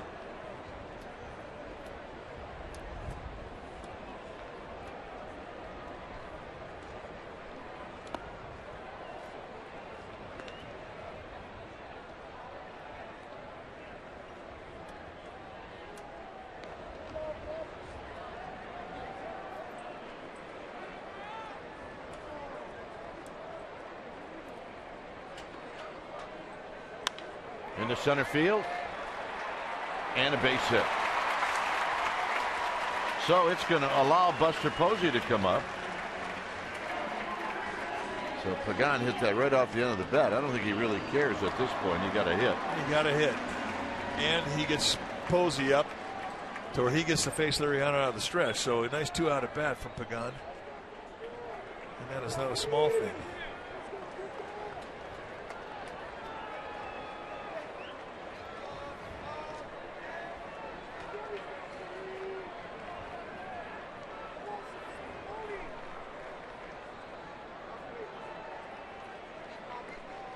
in the dirt.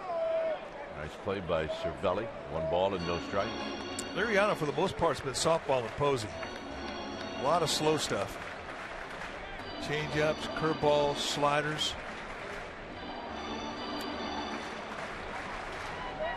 When he throws a fastball, it's really been more of a show pitch than an attack pitch. Into right field. And that'll end the inning. We will head to the 7th. It's 2-1 Pirates.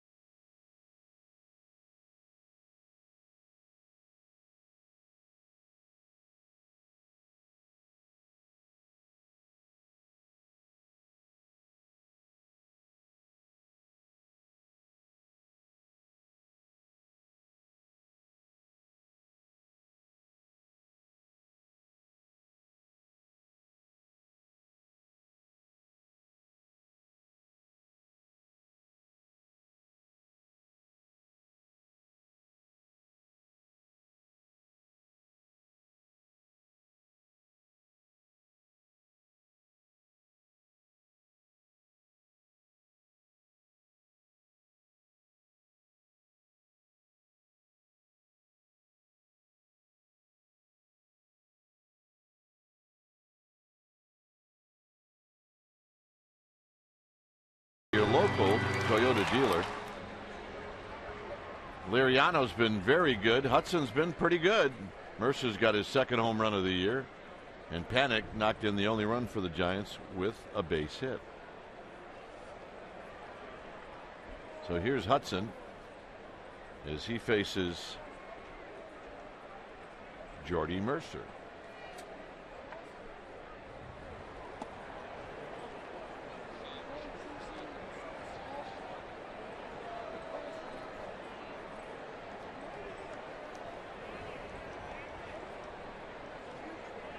So the 1-0 to Mercer.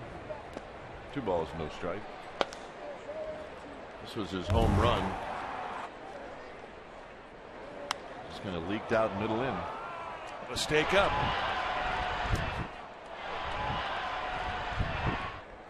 And Hudson knew it immediately. Well, it's the difference of the game right now. This is hit squarely to Arias.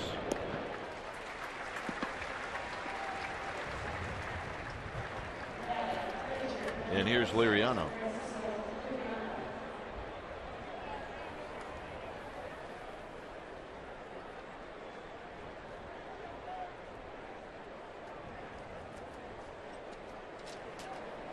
Liriano singled in the 3rd, struck out in the 5th. And he takes a ball, 1 ball and no strikes.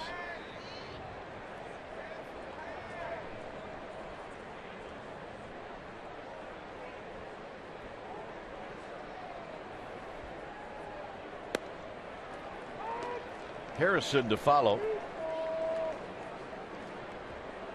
As Strickland continues to get loose in the bullpen.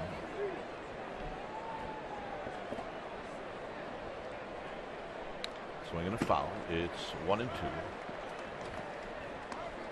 Giants will head out on the road. They'll be in Philadelphia on Friday night. Day off Thursday, day off Monday. So now the days off are coming left and right. That's after they opened up the season with 14 straight. Well, you knew sooner or later it was going to all even out. Everybody plays 162. Got him.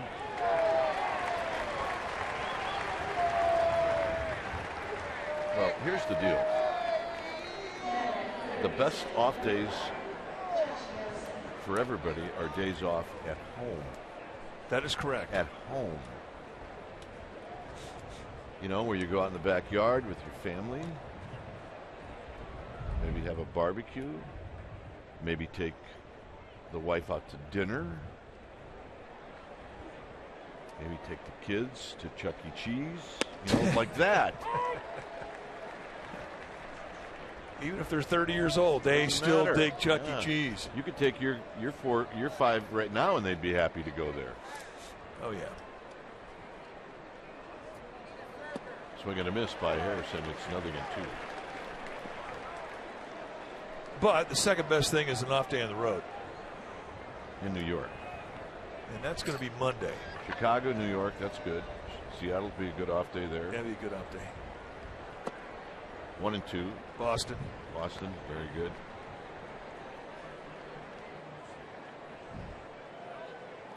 One ball and 2 strikes. San Diego. That's a good off day. Milwaukee. Yeah, well, for some. 2-2. I said that for you, partner. For some. But you know what? As I've come to see Wisconsin through the eyes of the Kuiper brothers, I look forward to those off days in Milwaukee too now. Absolutely.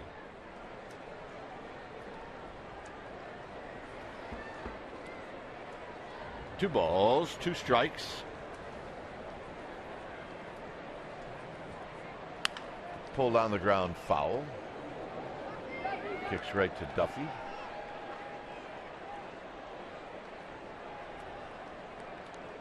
I'm sure we've missed a few towns. We don't want people to be angry with their favorite towns. There are no bad towns in the big leagues. No, there really isn't. No bad towns. They're all good. And that is a fact. That's not just lip service. Out of play.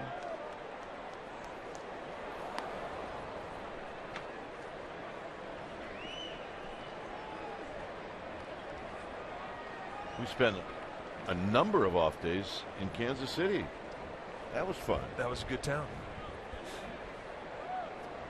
With the Giants played 3 regular season games in Kansas City, and then of course with the World Series they went there twice. But you at least knew something about Kansas City having played the American League. I didn't know anything about it. Well, I knew the old hotel we stayed at right by the park. That's the only thing I knew. That's not a good look. Poor representation. Got him, and that'll end the inning. Hudson's best inning. Well, the Giants need to do something for the veteran, like score 2, 3, or 4. Duffy, Susac, Maxwell coming up.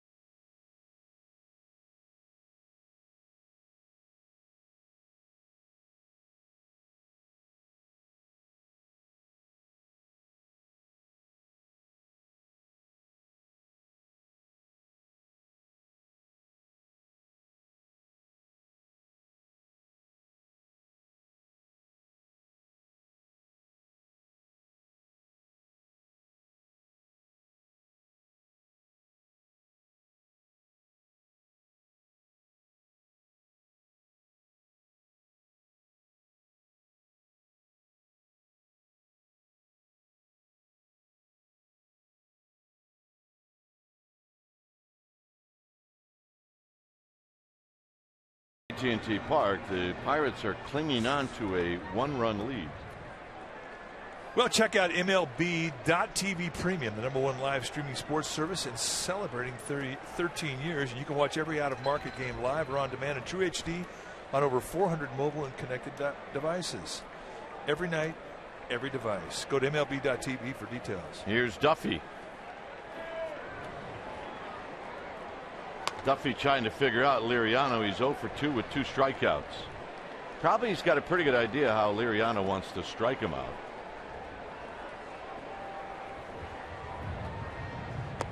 2-0. A walk here would be a rally. Let's see how Duffy handles a day like today. 2 at-bats, 2 strikeouts. Foul down the right field line. He got a fastball. Because one thing we have contended ever since we saw Duffy come into the big leagues is that if he gets 3 or 4 at-bats against the same pitcher, he gets better against that pitcher as the game wears on. That is a fact.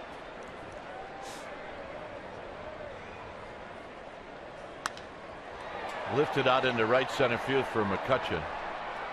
And McCutchen will put it away. 1-0.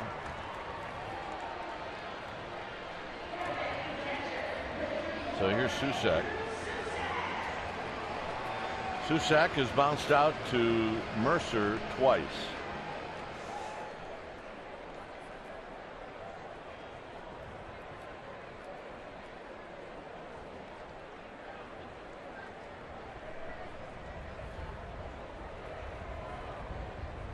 Outside to Susac. Here's Strickland headed back down to the bullpen. It's been there a couple times today. Moves the count to Susac.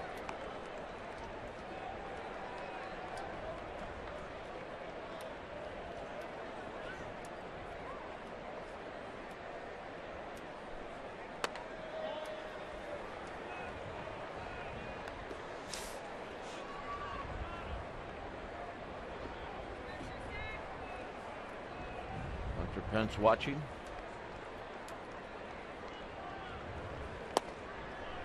Two and two. Hunter Pence with a rare off day today, but he is the secret weapon off the bench.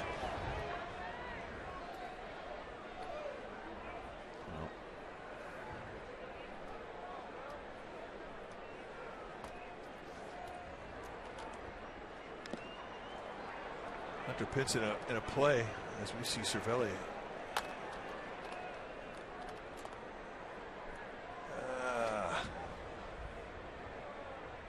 It's going to take time. And be careful, because this got him right in the unhappy zone. Yeah, it will take time. As far as I'm concerned, he can have all the time he wants. Absolutely.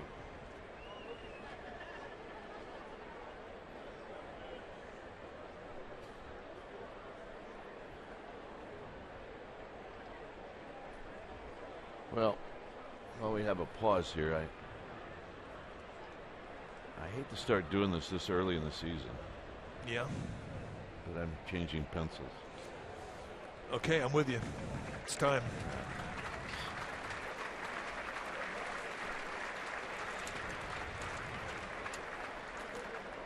I'm going with the Pentel 34-31.5 cupped. 8-grainer. Yeah, a couple of knots. All right, Francisco, you are truly a better man than I am. I'd have been doing snow angels in the dirt, and it'd have been all over. And he gets to go catch another quick pitch and get that back down the squat.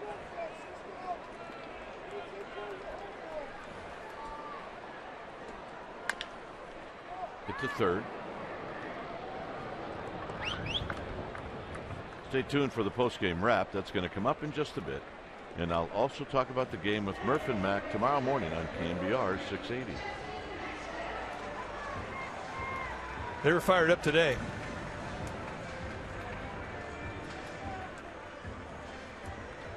Well, they had their big day on Monday.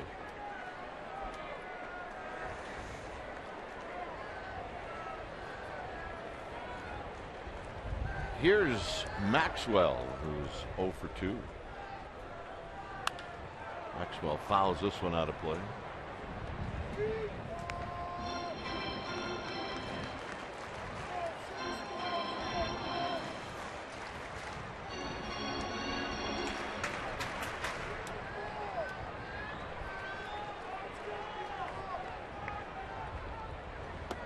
That runs inside. It's 1 ball and 1 strike.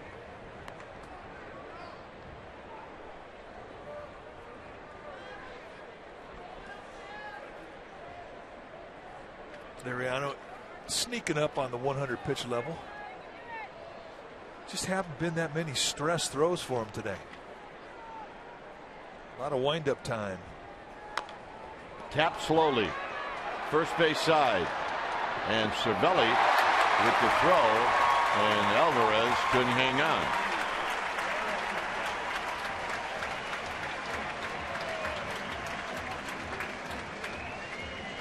So error on Alvarez. Would have been a nice play. That ball's got to get caught. Yes, it does. No doubt about that one. That's error Alvarez all the way. So the Giants get a little life here. So here's Arias. Arias has bounced out twice. Considering how this inning has gone for the catcher Cervelli, I think that's a remarkable effort. Play of the day.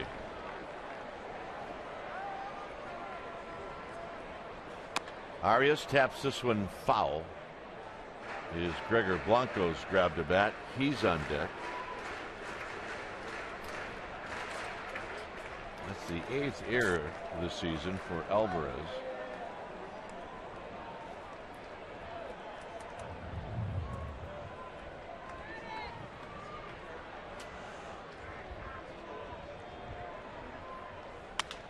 Slowly hit to Mercer, and Mercer kicks it.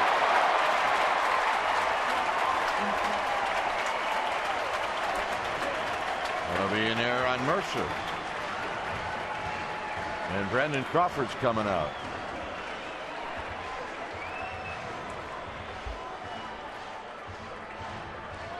Are we going to get a visit? It's going to be a tough play. Just wasn't hit hard enough. They had him played towards the middle, and as Mercer comes in to get himself in position to field this thing, it comes up on him, hits him low in the heel of the glove. And with the speed Arias, you're not going to get a second chance. It was do or die. Crawford hit a home run last night. Here's Ray Searage. Ray waited till the last minute. And he goes the opposite way to do it.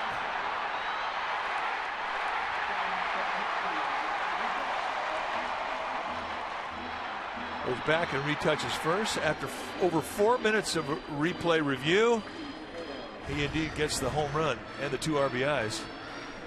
So right now with Crawford coming in, Ray Searage, pitching coach for the Pirates, just out there killing time, letting his bullpen get ready.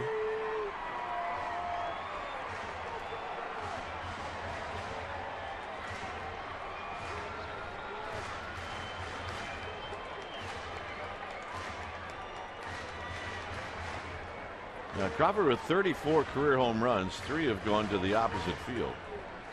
And last night's was a big boy home run.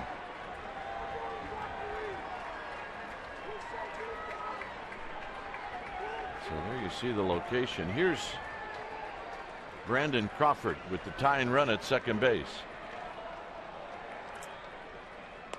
And he takes a strike.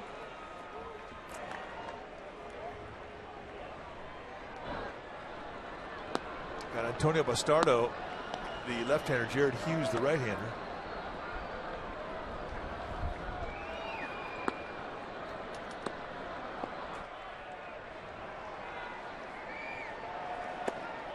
Off the plate to even the count. Crawford has had 6 lifetime at-bats against Liriano. He doesn't have a hit against him.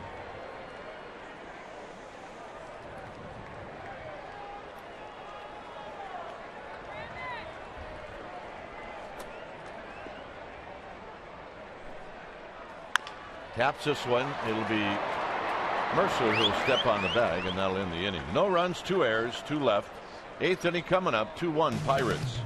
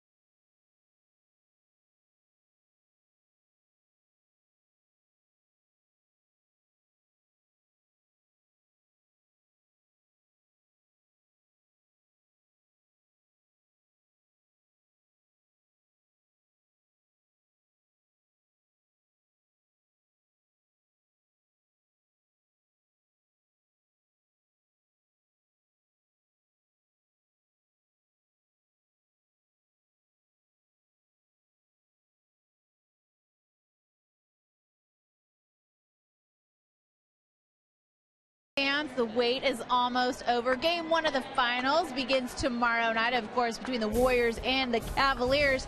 And we hope you're tuning in to Comcast Sportsnet Bay Area for all your pre- and post-game coverage. We are the Warriors NBA Finals Central, an hour before every game post-game. And on Sportsnet Central, we got all the Warriors coverage you're going to need. Dwayne and Mike. It's a 2-1 lead. Thanks, Amy. When it's time for a change, think Speedy Oil Change and Auto Service, your oil change tune-up and smog experts. Hunter Strickland, new pitcher now for San Francisco. Take a look at the numbers that he has had. They have been fantastic since being called up in 5 games. He's given up 1 hit, 7 1/3. He has struck out 8.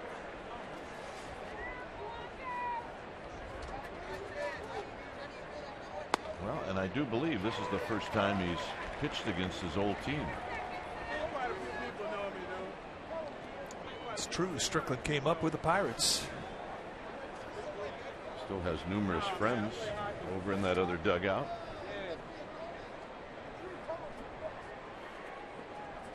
Fouled out of play. It's 0-2.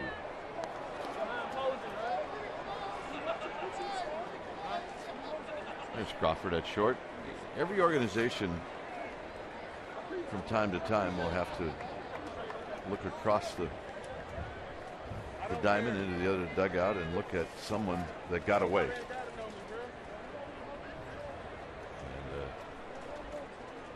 Strickland may be one of those guys. Got him. Well, Strickland was originally with the Red Sox. So you see the kill pitch, just a 2-seam fastball. He changed the grip from the second strike. This ball had movement going away upstairs. See ya. The Pirates got him from Boston in the Adam LaRoche deal. And then in 2011, Hunter Strickland missed the entire year with Tommy John surgery. And basically came back and wasn't doing a whole lot. They released him. And when they waived him, the Giants picked him up in 2013. And he went right through the system.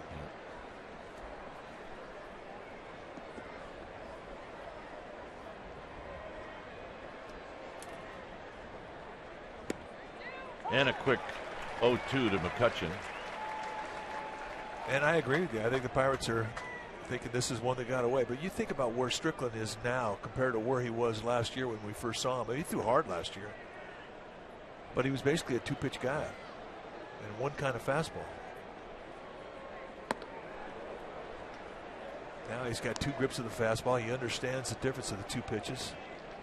He's got a slider. He'll throw a full-on cutter. He's got a changeup. 5 different looks, and have just made all the difference in the world to his confidence.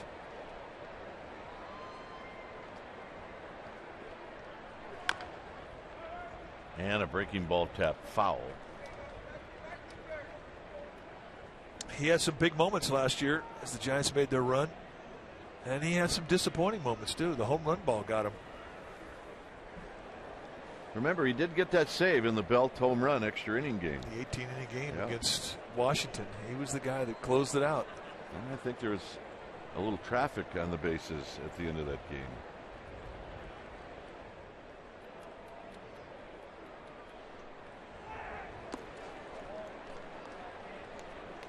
It was the game those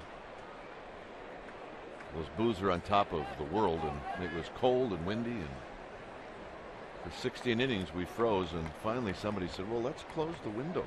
It's the first time we've ever closed the windows. It saved our lives.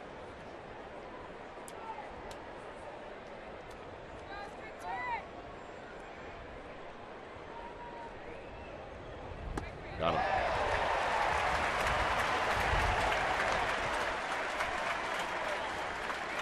Let's take a look as to how he worked McCutchen, who's been the hottest man on the planet. First pitch challenge fastball for McCutchen, 1 to measure, 1 to rake. Then he changes the grip, uses 2-seam movement, gets an 0-2, goes upstairs.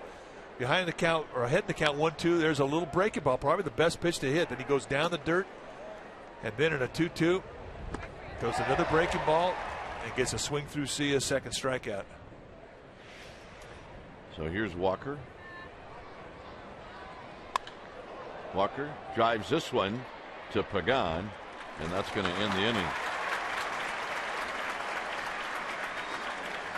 For the Giants, top of the order. Here we go. 2-1 Pirates.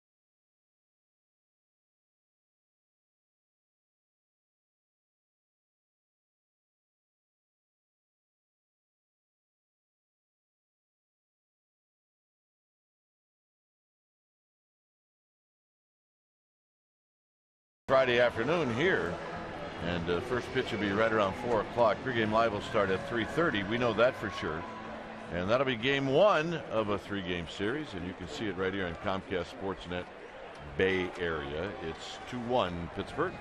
When it's time for a change, think Speedy Oil Change and Auto Service, your oil change tune-up and smog experts.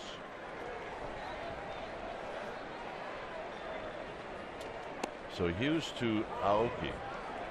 Jared Hughes, the new pitcher. Take a look at what he has done. 1-1 with a 3.63 ERA, 22 innings, 21 strikeouts. He's a sinker baller with a good strikeout pitch. And there is that strikeout pitch, a hard slider. That dinged Aoki pretty good because He's not popping up too quick. I think I got him in the foot. Jared Hughes, a big guy, 6'7", 250-pounder.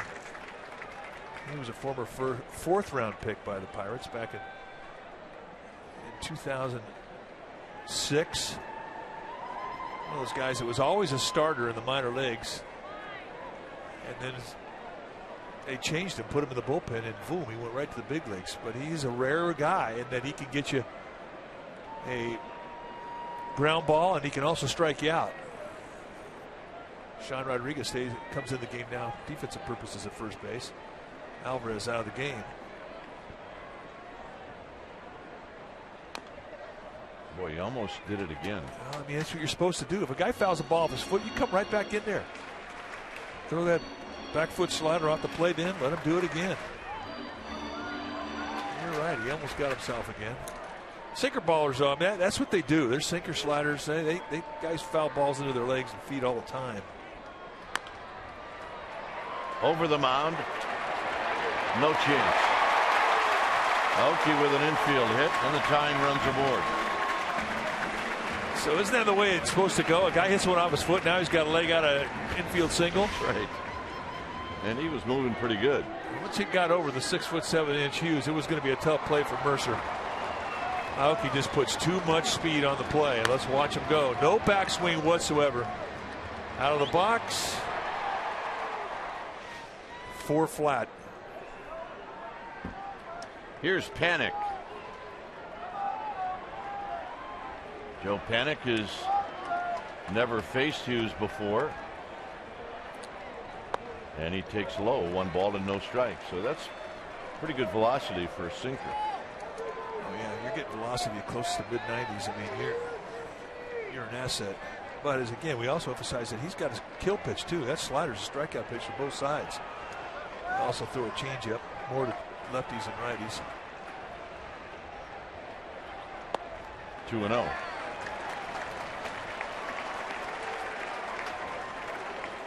And Cervelli's going to have a word.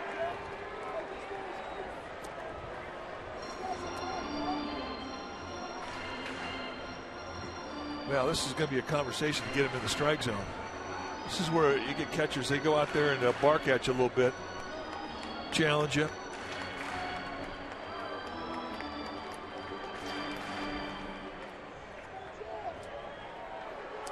And you get the same old speech. You can't defend a walk.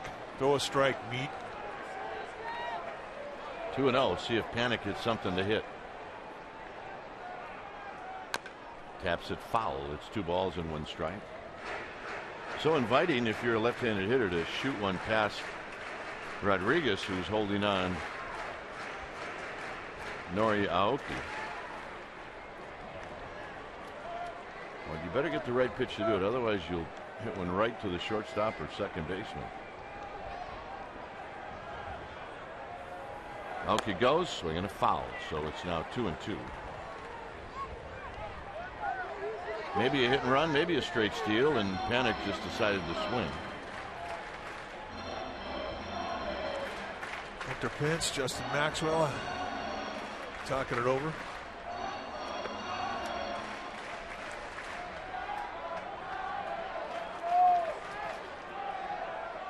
Two balls, 2 strikes.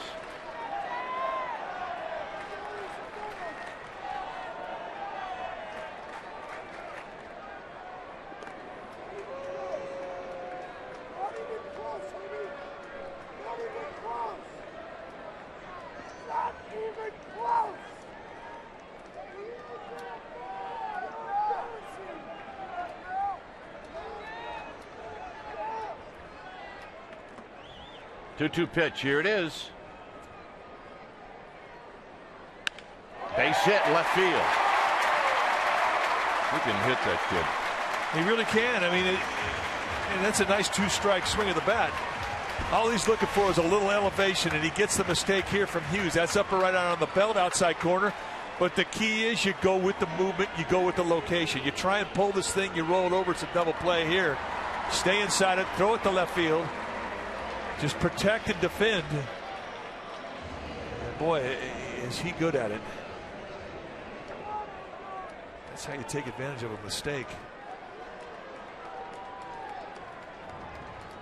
Santiago Casilla going down the stretch out. So here's Pagan. Pagan is 1 for 3.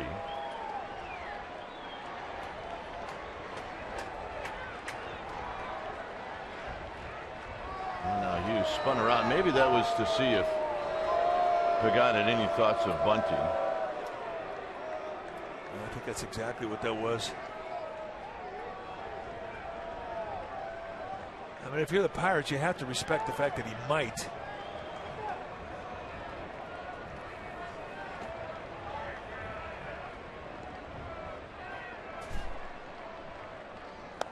One ball and no strikes. Pagan has faced Hughes only one time, and he's 0 for 1. One thing we've seen Pagan do a lot this year, and that's take sink and go the opposite way, especially hitting from the left side. And there's a big hole on that left side of the infield.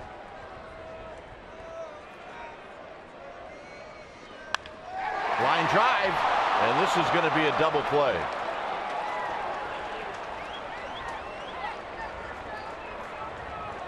So Aoki is doubled off, and that'll bring up Buster Posey. You can't have a better at bat. I mean, he does everything right. You can see right where the Pirates had played Mercer. I mean, that was everything right as well. So everything about this is the big leagues. Another pitch up from Hughes. I mean, those are two hangers, and Giants are spanking them, but this one goes right into the glove of Jordy Mercer. So here's Buster Posey.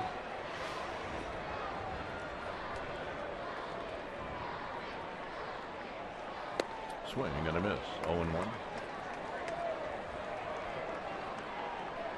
Pirates back up the outfield. They're doubles defense right now.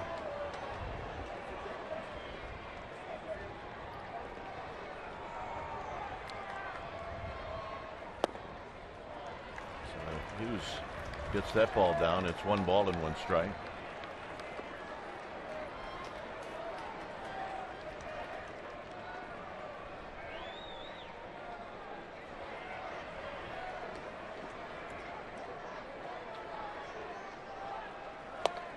One and 2.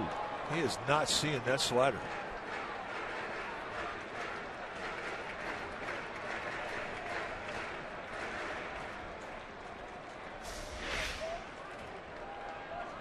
Just start on the outside corner. It's so rare to see him go out of the strike zone on any breaking ball, but twice in the same at bat catches your eye. 2 and 2. So Cervelli doing the smart thing as a catcher.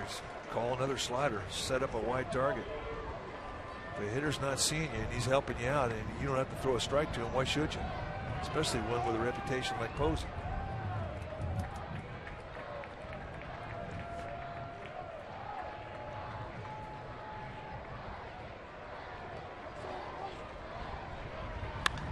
On the ground, and that'll end the inning.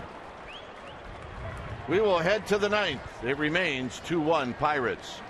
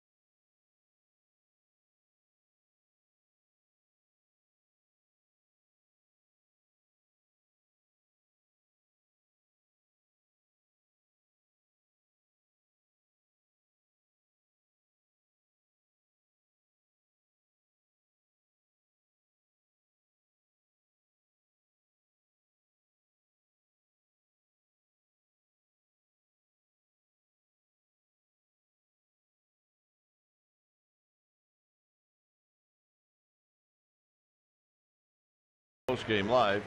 Get highlights, reaction, analysis. It's all coming up right after the game.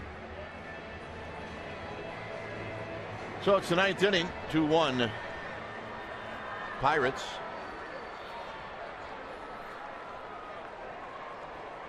Our good attitude folks are still here as Rodriguez is going to stand in.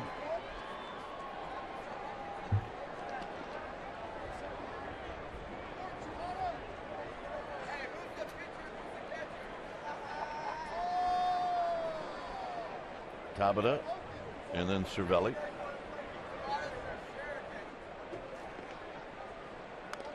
And it's no balls and one strike.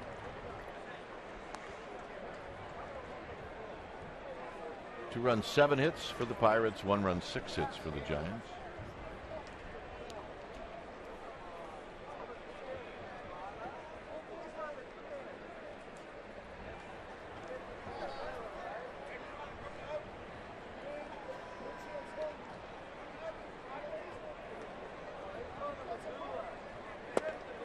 Oh, 2. Breaking him down. Good, hard snapper in a great location to get a quick 0-2.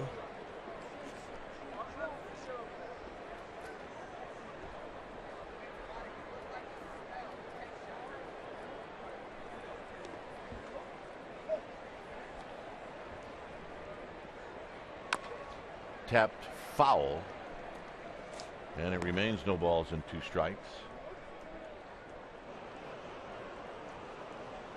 There's Romo getting loose. For the Giants in the bottom of the inning, it'll be Duffy, Susac, and Maxwell. Giants have 2 left-handed hitters on the bench, Blanco and Belt.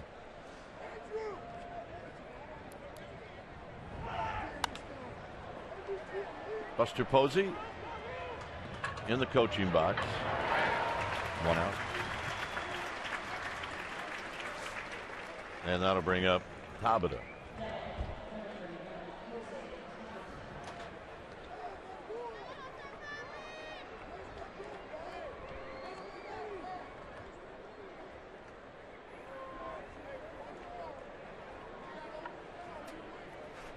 Tabata knocked in a run in the 4th inning. He knocked in the tying run.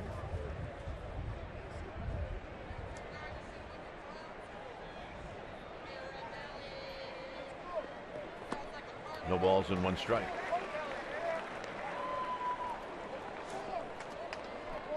Get a few extra new pitches, a few extra new looks. Your confidence soars. You think you are bulletproof. You don't think that anybody can hit you. And that's kind of where Strickland is right now.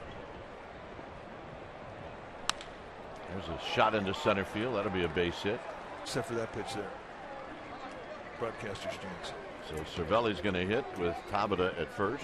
It's only the 2nd hit he's given up this year.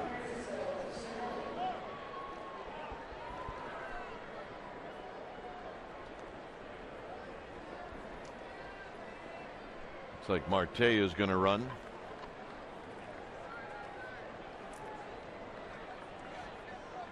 So Starling Marte.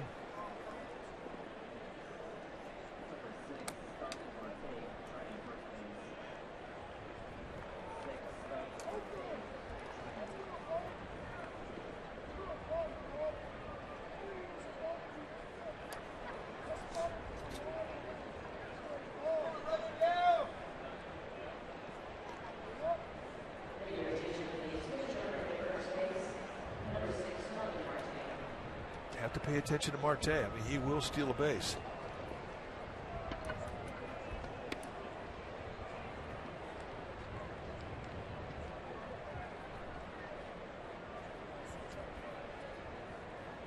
Mercer on deck. And the pitch is low. 1 ball and no strikes.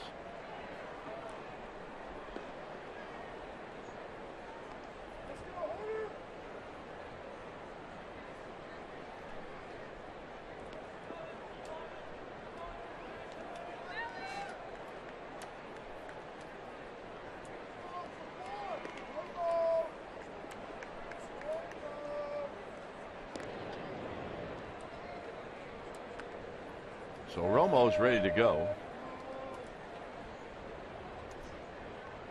Strickland has slowed things down here.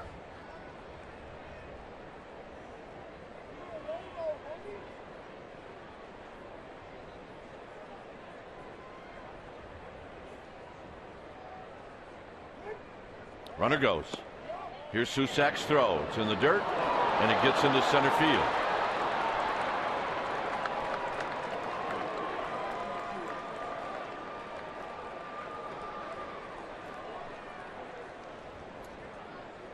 Well,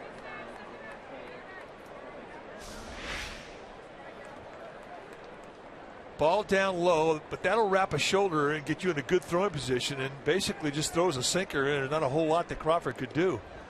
Panic could not get over in time to back it up, so a stolen base and then a 90-foot mistake, and that changes everything. The Giants got to play the infield in, and it immediately becomes a strikeout situation for Hunter Strickland. And this has become a full-blown stress inning.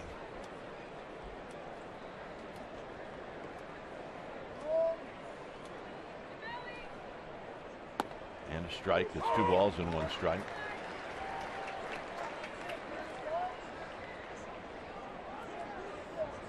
Mercer is on deck, 1 out.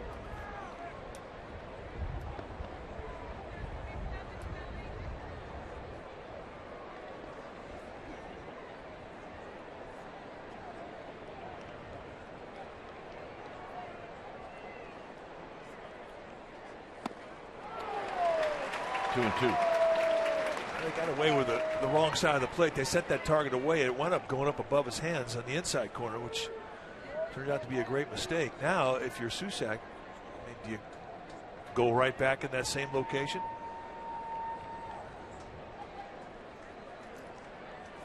He wants to slide her away.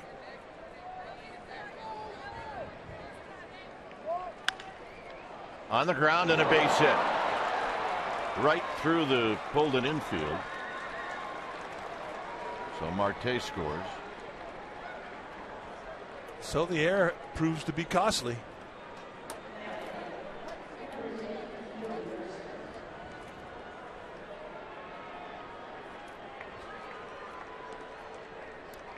When it's time for a change, think Speedy Oil Change and Auto Service.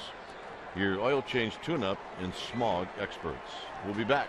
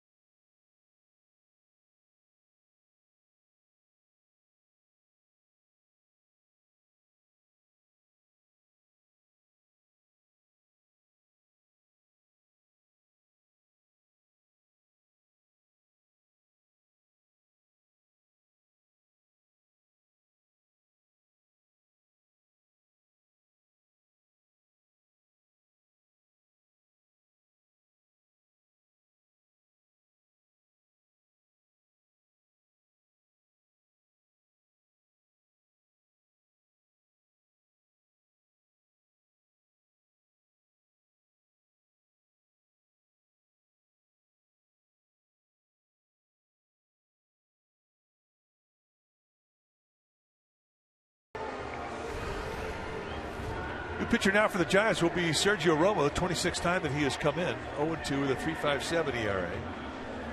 And look at the strikeout totals. 26 strikeouts against 5 walks. He eaten up right-handers, but lefties hitting at a 421 clip.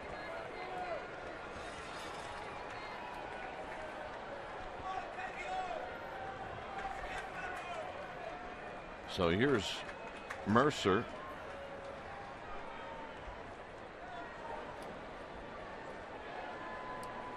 Runner goes.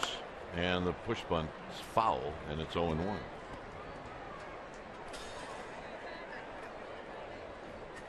Last time we've seen a hitter bunt against Romo was Carlos Gomez in Milwaukee.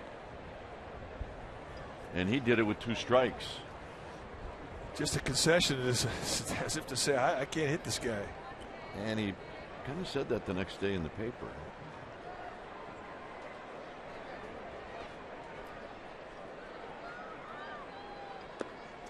And all I do is swing and miss. Well, I think he was 8 at-bats lifetime with 7 strikeouts going into that at-bat. 3 sliders, 3 bunt attempts. See you later.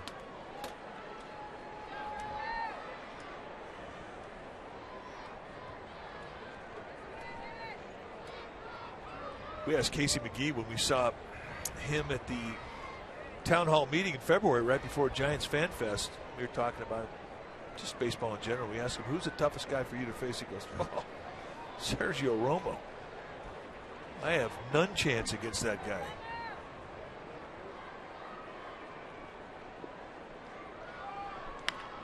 Hit on the ground, fair, past Duffy.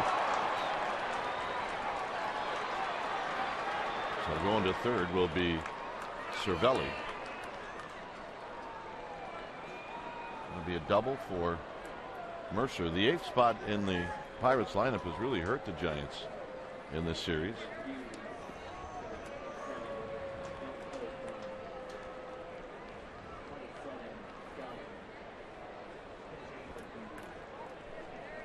So here's Jung Ho Kung. Giants now have to pull the infield in. Kung started on Monday, and he went 0 for 4 with a couple of strikeouts.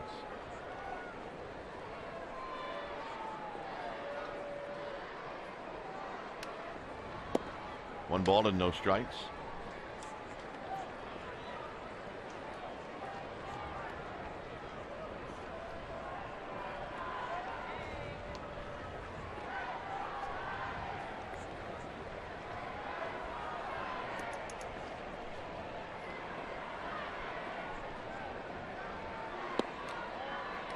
Just a wee bit low.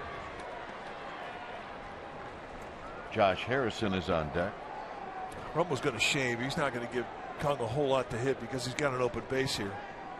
I mean, it's strikeout situation time. Down 2 runs. You do not want another run to go across home plate by way of a sac fly. This is a guy you need to get yourself. So it's 3-0. And if you lose him, you set up a force at every base. Not the end of the world. You just don't give in to him here.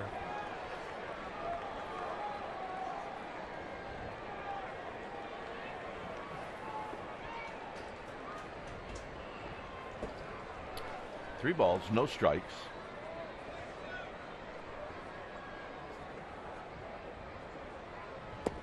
And a strike. Comes in with a fastball.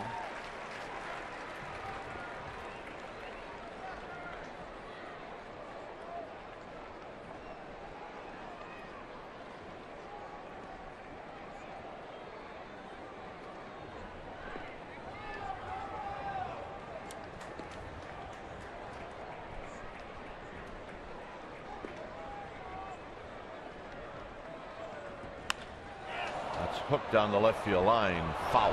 Ooh. Take your breath away if you're out there on the mound. Seeing that one go down the line.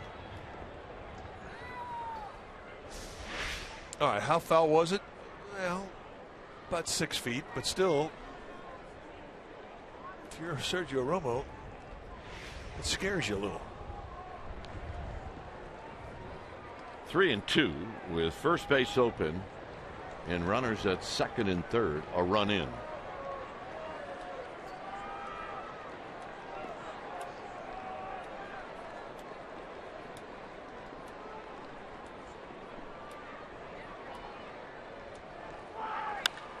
Line drive in the gap, and that's going to be a base hit, and it's going to score a pair. So it's now 5-1, and the Pirates have broken it open.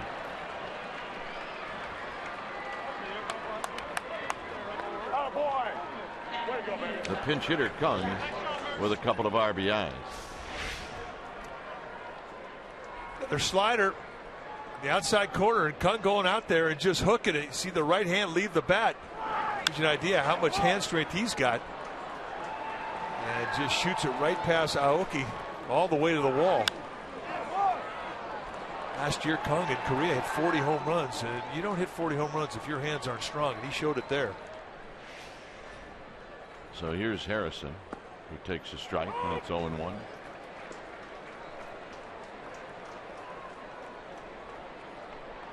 Three runs here in the ninth. Breaks up a 2-1 ball game. So Rob Scahill immediately gets up in the Pirates bullpen.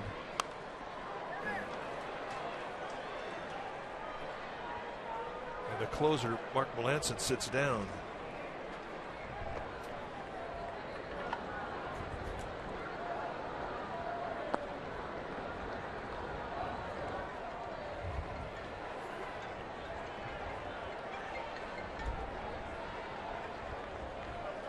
So it's 0-2 to Josh Harrison, with Polanco to follow. Got him. So Bruce Bochy's coming out.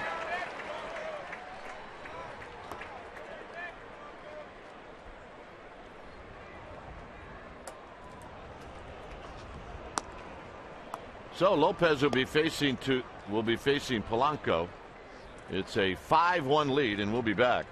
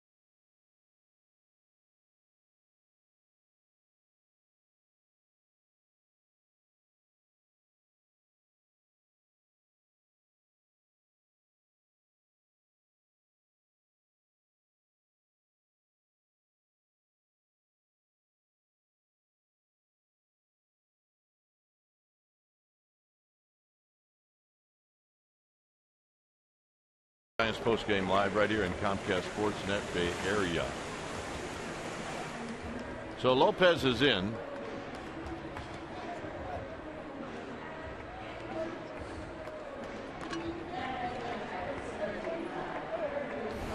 Take a look at the numbers for Javier Lopez. 26th time he's come in. No record with a 1.32 ERA. 9 base runners allowed. He'll wait for his outfield to get themselves set. Had a little conversation in center field while he was warming up.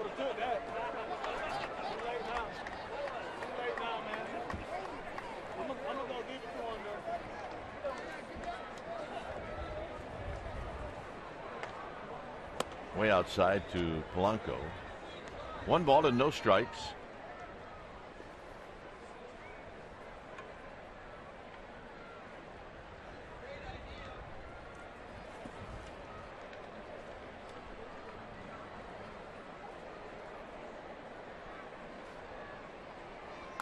Foul back. So Polanco waited on that nicely.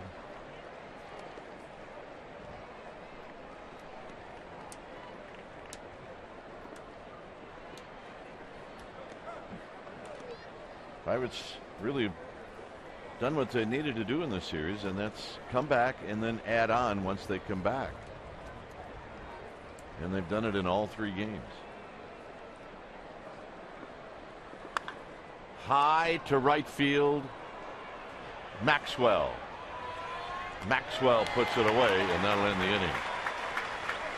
Lots of work to do for the Giants. Duffy's going to lead things off. It's 5-1 Pittsburgh.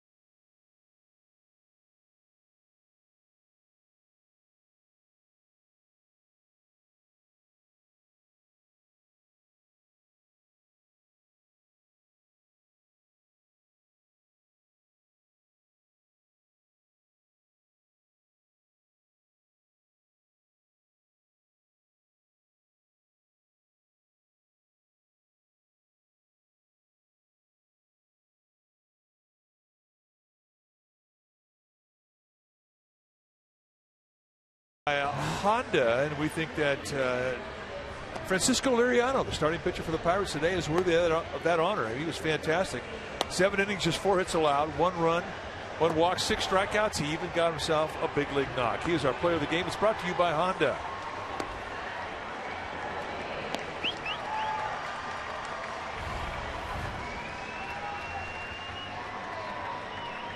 When it's time for a change, think Speedy Oil Change and Auto Service, your oil change tune-up and smog experts.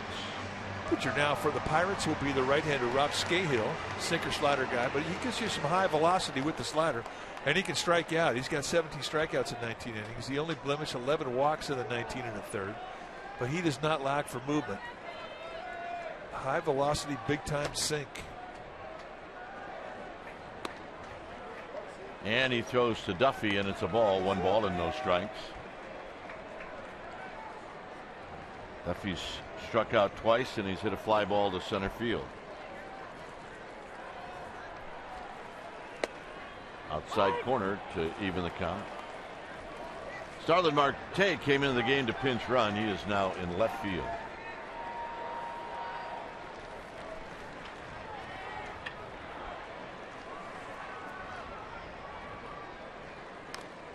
Foul back, 1-2.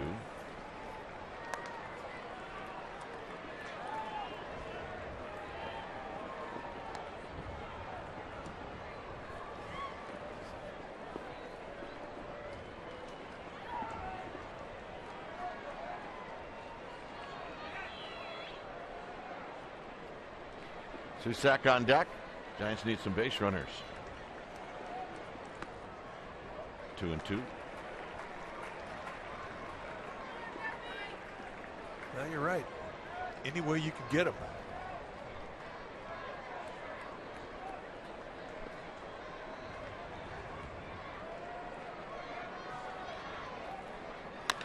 Chopped over the mound. Walker makes the play. 1 out. That's what you get with Scahill. You get a lot of ground balls.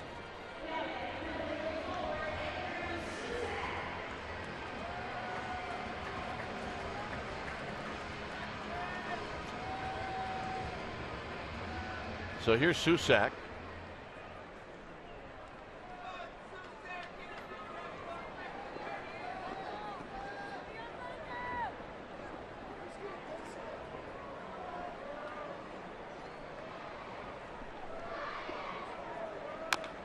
And Susac pounds this one off his foot.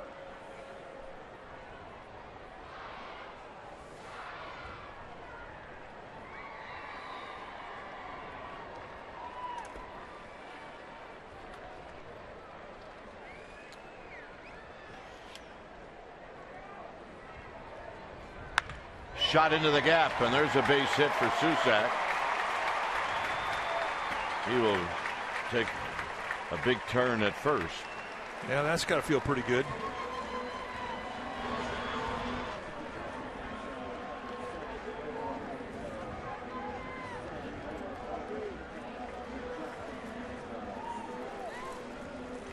So Blanco's going to hit.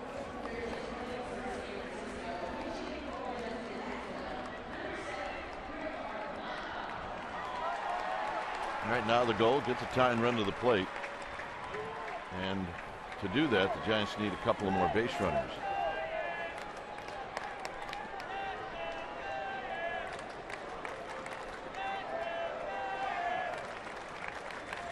Keep the line moving. Die hard, as Dusty Baker used to say. Into right center field.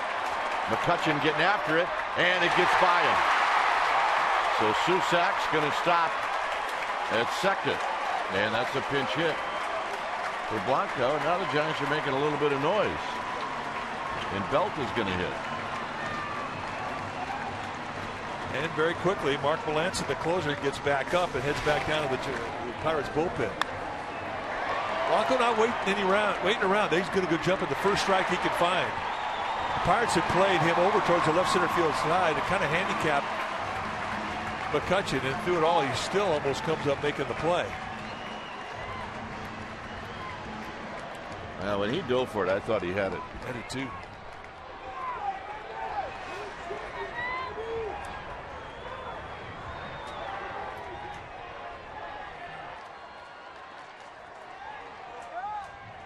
So here's Belt.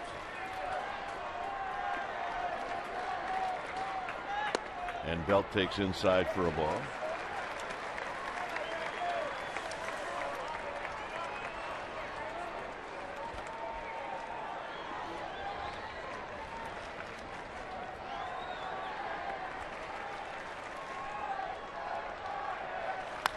Belt drives it into right center field, and McCutchen's going to watch this one fall in front of him.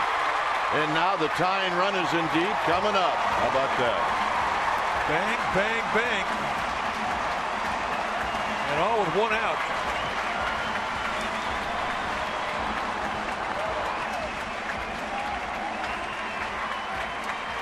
And here comes Clint Hurdle.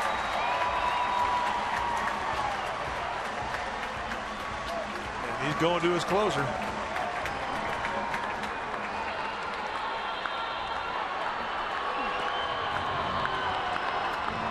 So Melancon's coming in.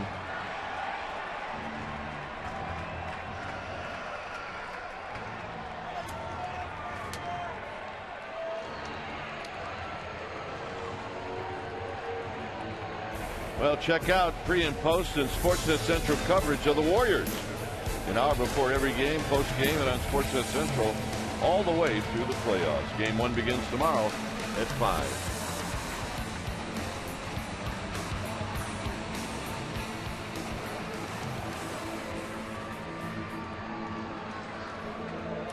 When it's time for a change, think Speedy Oil Change and Auto Service, your oil change tune-up and smog experts.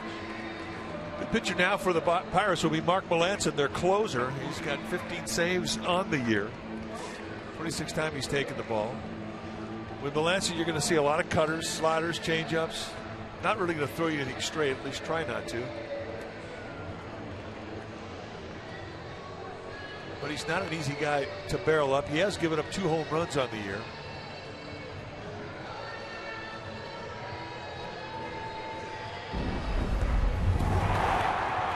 Remember, Crawford in the wild card game did this. I'm sure the Pirates are trying to forget about that. Can't blame them. Yeah, I can't blame them. That's a one and go home deal.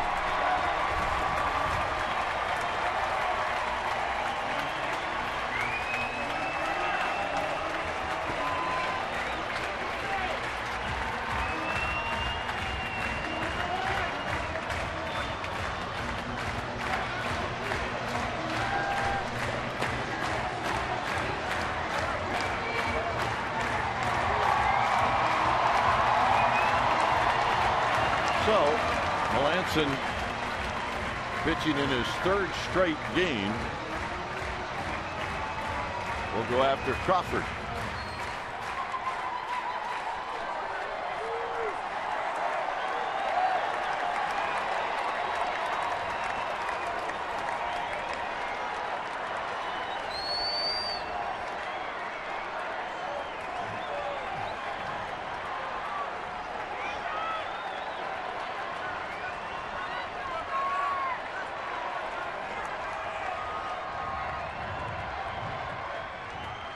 Crawford fouls it at the plate, and it's 0-1.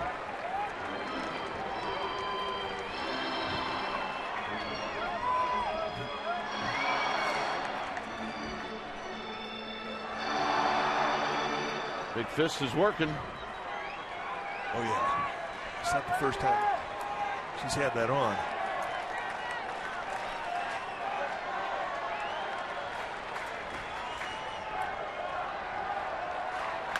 Crawford, cut her right in on his hands. It's 0-2.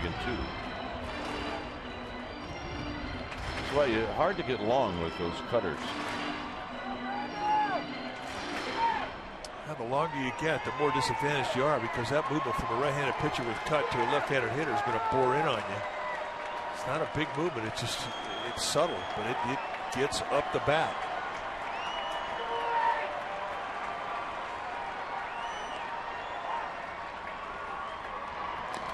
Crawford stays alive. He's still got a pretty good curveball too. I mean, he gives you a lot of different looks. The one look he doesn't give you is straight.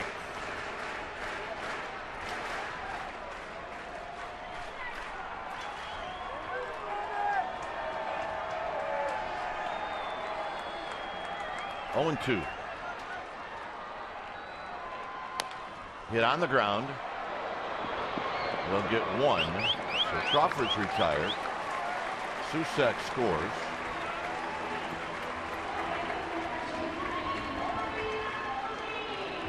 And that'll bring up Aoki. So tying run still at the plate.